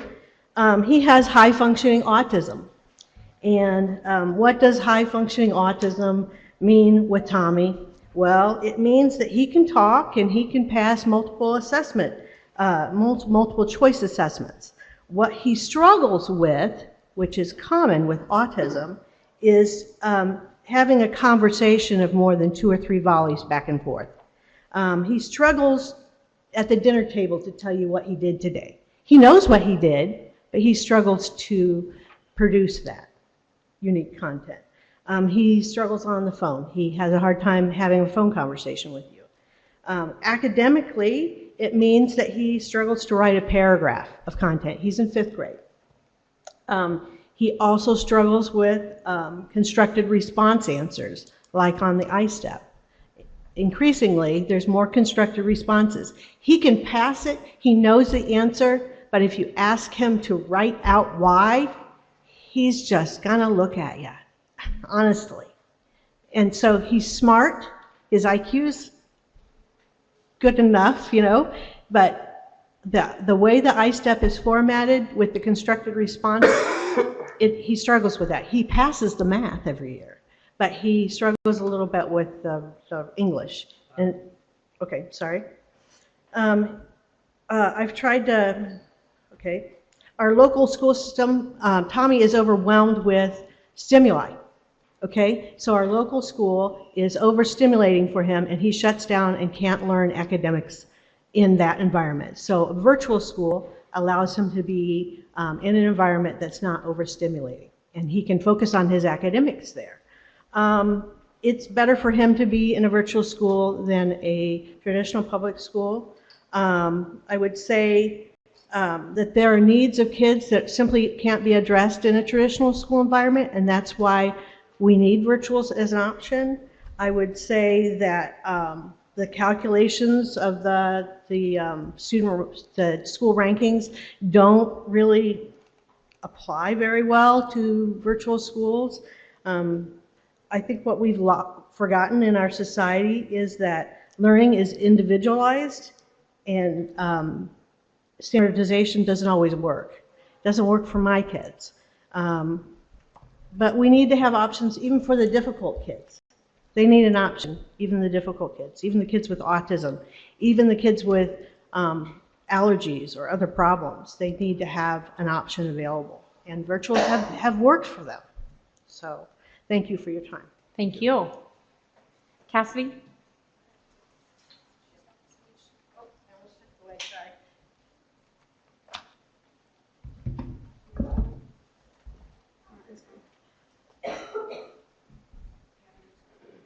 Okay. All right. Hello, my name is Cassidy Quinn. I have been a student at Hoosier Academy Virtual School for 7 years now. I know that I am not a typical Hoosier virtual student.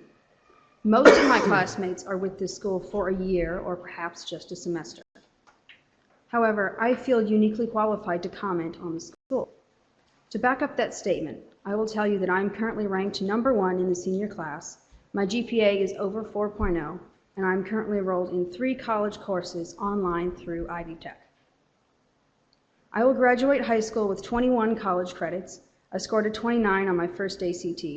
It is likely that I will be able to go to the University of Southern Indiana for free for the next 4 years.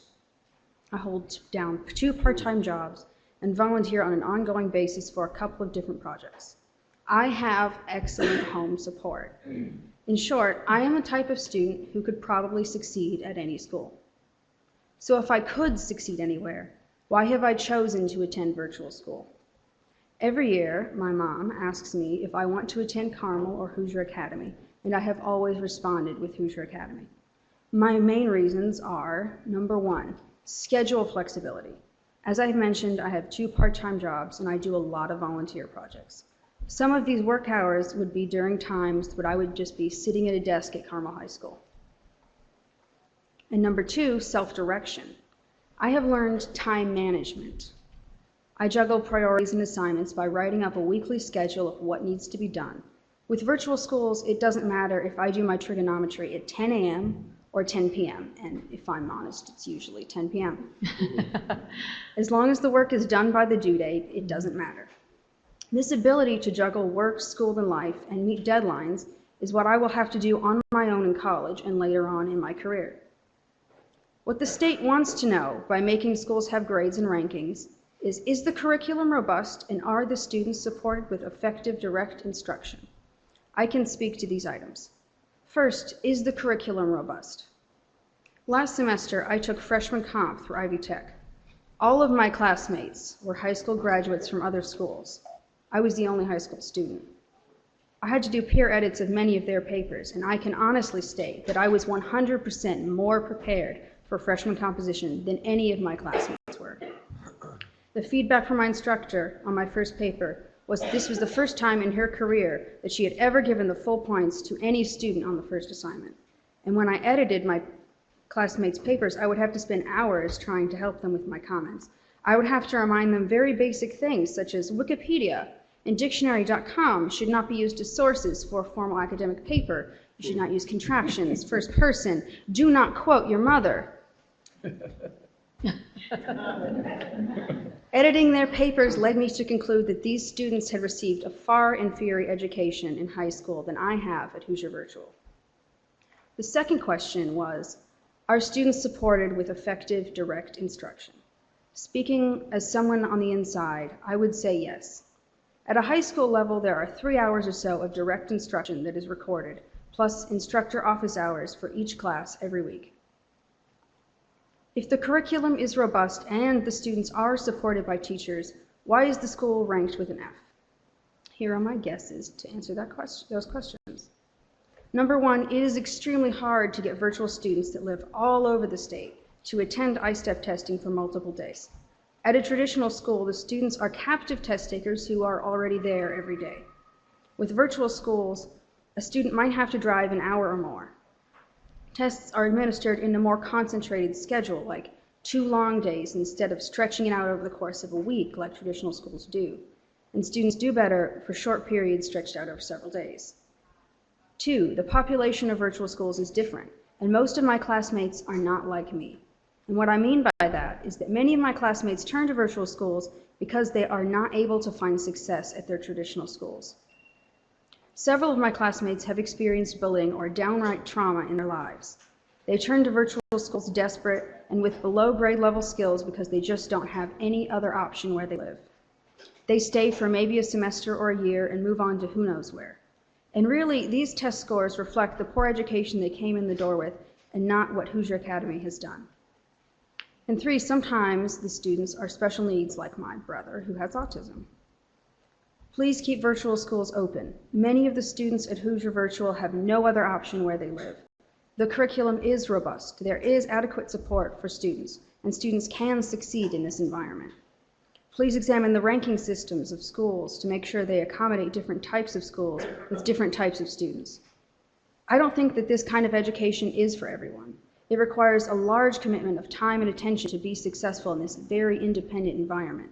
But for those who need an alternative, it is crucial that we keep this option available. Thank you. Nice job. Thank you.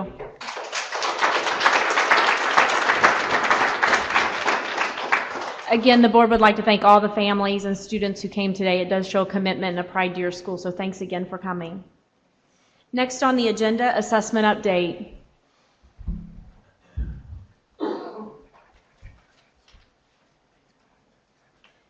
Welcome back, Mr. Bruce. Thank you, I think. Yeah, it's great to be back before the board. I have just a couple of quick items for you in the assessment update. Really just 2 items of information for you. The first is that we have so far approved in 10 school corporations and a number of non-public schools, date changes that are within the 7-day window that you provide, that you give the department authority to approve. In all but one of those cases, it's the IREAD 3, and they're moving the test a week earlier because of the conflict. They have a conflict with their spring break. So on that front, everything is within the guidelines you gave us, so there are no approvals to come before you. Nobody's asking to move more than a week. The other issue that may be getting a little bit more attention, or certainly from our perspective, want to make sure you are up to date on, is the status of the ISTEP IREAD 3 and our testing for online. Schools have been working since December on doing what we call local infrastructure trials, doing some internal testing. But next week on Thursday, we have our statewide infrastructure trial, which is an opportunity, a time that we set aside when we want schools to collectively go in and essentially try to break the system. But it's important for them to be able to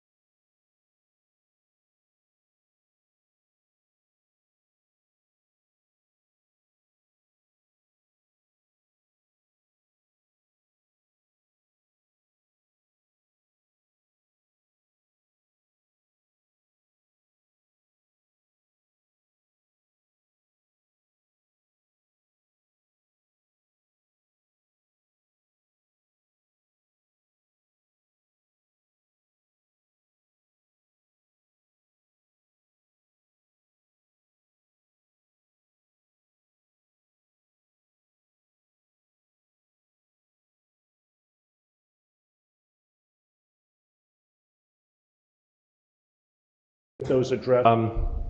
The other thing is that we have been working with the schools, sending our technicians out, doing site visits for places that have,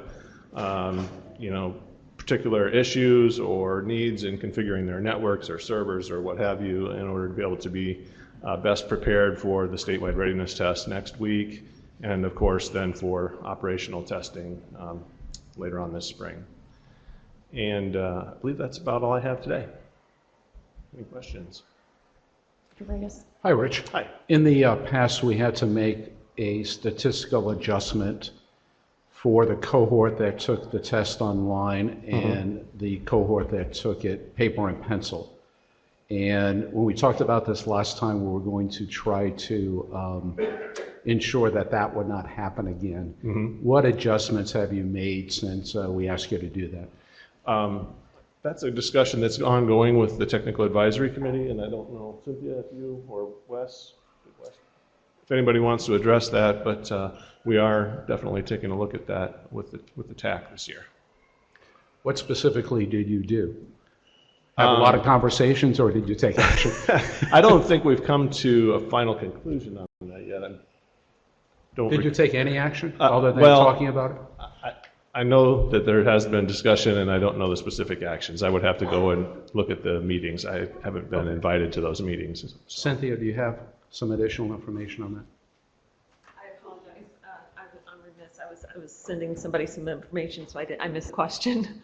Question was regarding cohorts that take the test online and those who take it on paper. Right. Last year, if you remember, we had to make an adjustment to those test scores. We asked that something would be done in this year so that we wouldn't have to make those adjustments. I guess I'm looking at what action did you take to... Well, the action is, the direction that has been sent is that we try and make those adjustments before any release of results, so that we don't have to take a board action on any adjustments. But the TAC, quite honestly, is very concerned with the adjustments because, and we're trying to get one of the TAC members in to get into the weeds with this because it gets pretty weedy and I'm not sure I'm going to do it justice. Okay. But what ends up happening, since this will be year 3 now, right.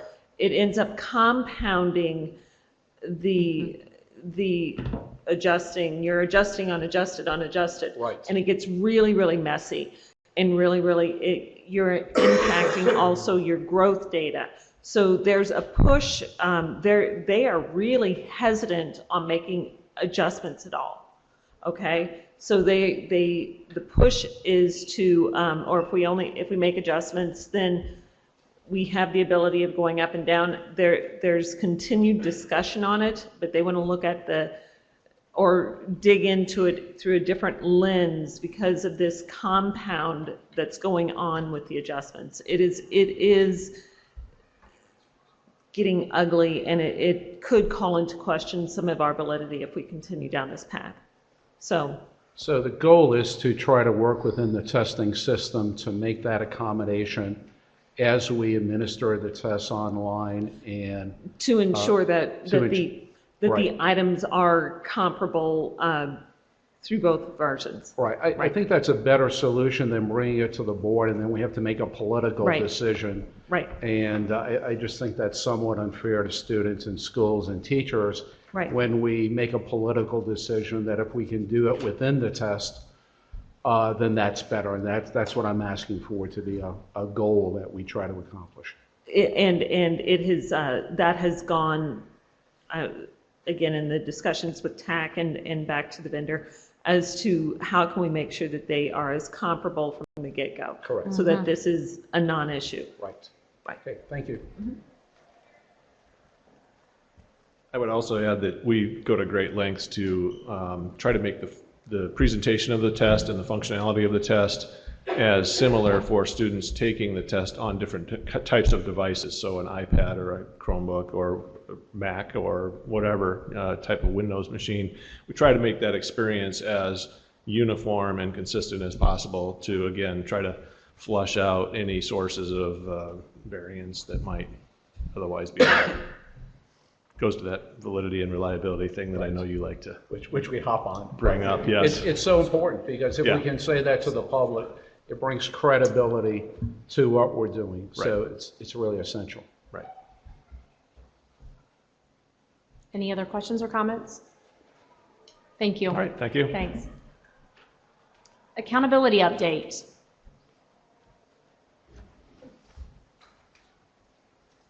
Okay, good afternoon. I'm going to try and move quickly. I apologize up front for not having this material to you ahead of time, but I do just have some packets that I'm going to pass around here for you. The first packet of information that we just wanted to share with you is just a brief summary of some graduation rate calculation information. Specifically, we wanted to get this information to you because there is a bill out there, and I think there are a few more forthcoming in the legislative session regarding the graduation rate calculation at the state level, and in particularly how that impacts students that are with the most significant cognitive disabilities and are on the certificate of completion track. So what we put together for you is just a comparison here of the federal and state graduation rate calculations and what the requirements are under ESSA for graduation rate in accountability, as well as some information on the alternate diploma, which is an option that states may exercise under ESSA for students with most significant cognitive disabilities in the inclusion in the graduation rate, as well as just a very, very brief summary of what the Senate Bill 57 would do. So we just wanted to provide that information to you so you had that to look over. I'm available for questions if you have any as well, but that gives you some background knowledge as we have that bill being considered moving forward. And then the other two packets that I'm going to pass around right now is our information about the 2016 graduation rate. So by statute, the department has to have that published no later than January 15th. So we are ready to get that published, and we have it. We wanted to give you guys the information so that you had it ahead of time. One packet, the packet of information, it provides you some information, background information on how we calculate graduation rate and how the cohort gets established. And then we have some summary information and historical comparison data for you to look at. And then we also have at the state level subgroup information so that you can see how all the subgroups are performing at the state level. So I'm going to pass those around.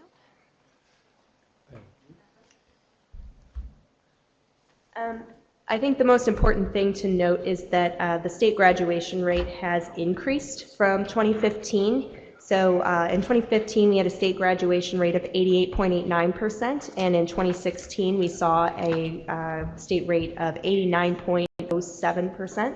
So we have increased almost 2 percentage points there. And the other thing I would note is we did include the non-waiver rate and the state waiver rate here for you as well. So those are what your graduation rates are if you do include and do not include students who graduate with a waiver. The official state rate is the rate that does include a waiver. However, we do publish the information about the non-waiver. The other information we have there is that the state dropout rate has decreased from 2015 to 16.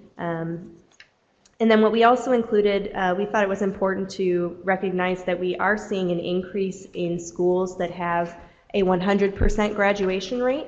And we looked solely for statistical reasons at schools with at least 50 students in the cohort. Over the past 4 years, in 2013, we had 6 schools with a 100% graduation rate. In 2016, we saw 19 schools with a 100% graduation rate. The other bit of information that we provided for you is some information on how many schools you would see this year categorized as comprehensive support under federal intervention and improvement because of their graduate rate being 67% or less. We would see 39 schools falling in that, or about 9.68% of schools in the state, high schools in the state. So that's just a little bit of summary information. You can take that back and digest it. And again, if you have questions, feel free to contact. I did provide this information to Cynthia last night, and we can provide this to you electronically as well for you to have. And again, I'm available for any questions if you have any. Dr. Yeager? No questions, just glad you're here.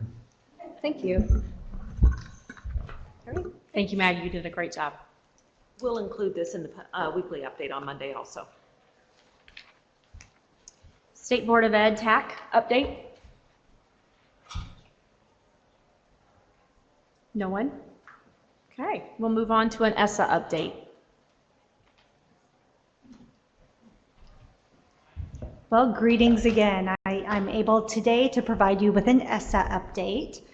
As you know, under the last administration, the ESSA plan was going to be submitted in the spring. And we've made the determination that we are going to submit our plan to the U.S. Department of Ed by September 18th, 2017.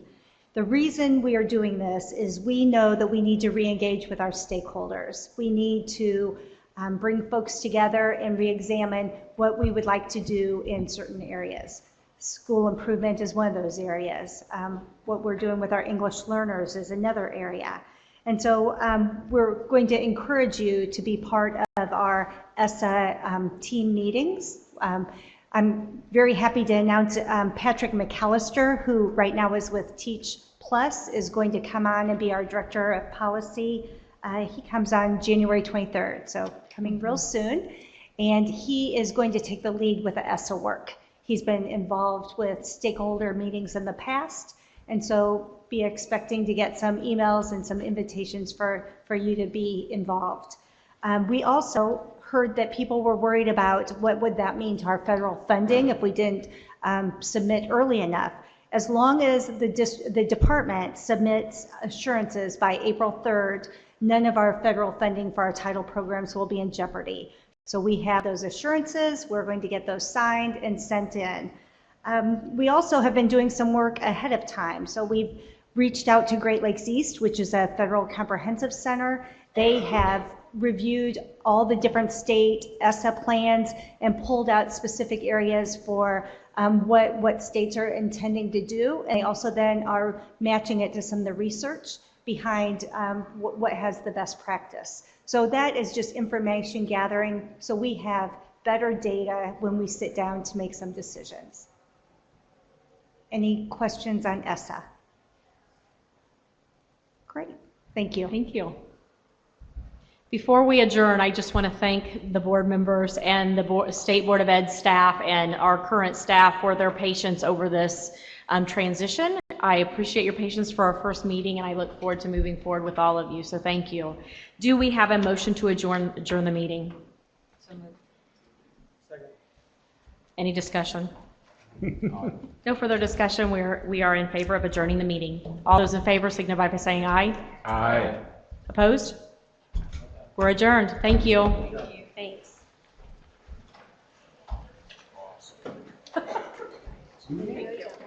One done.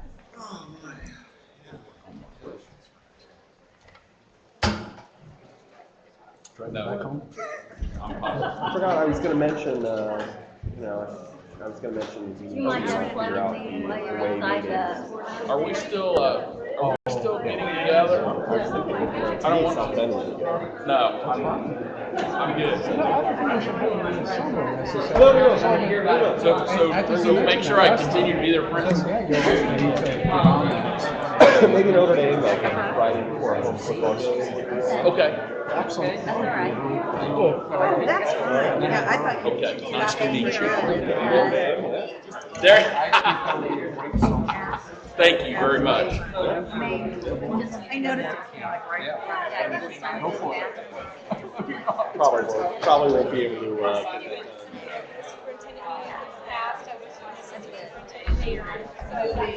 Yeah.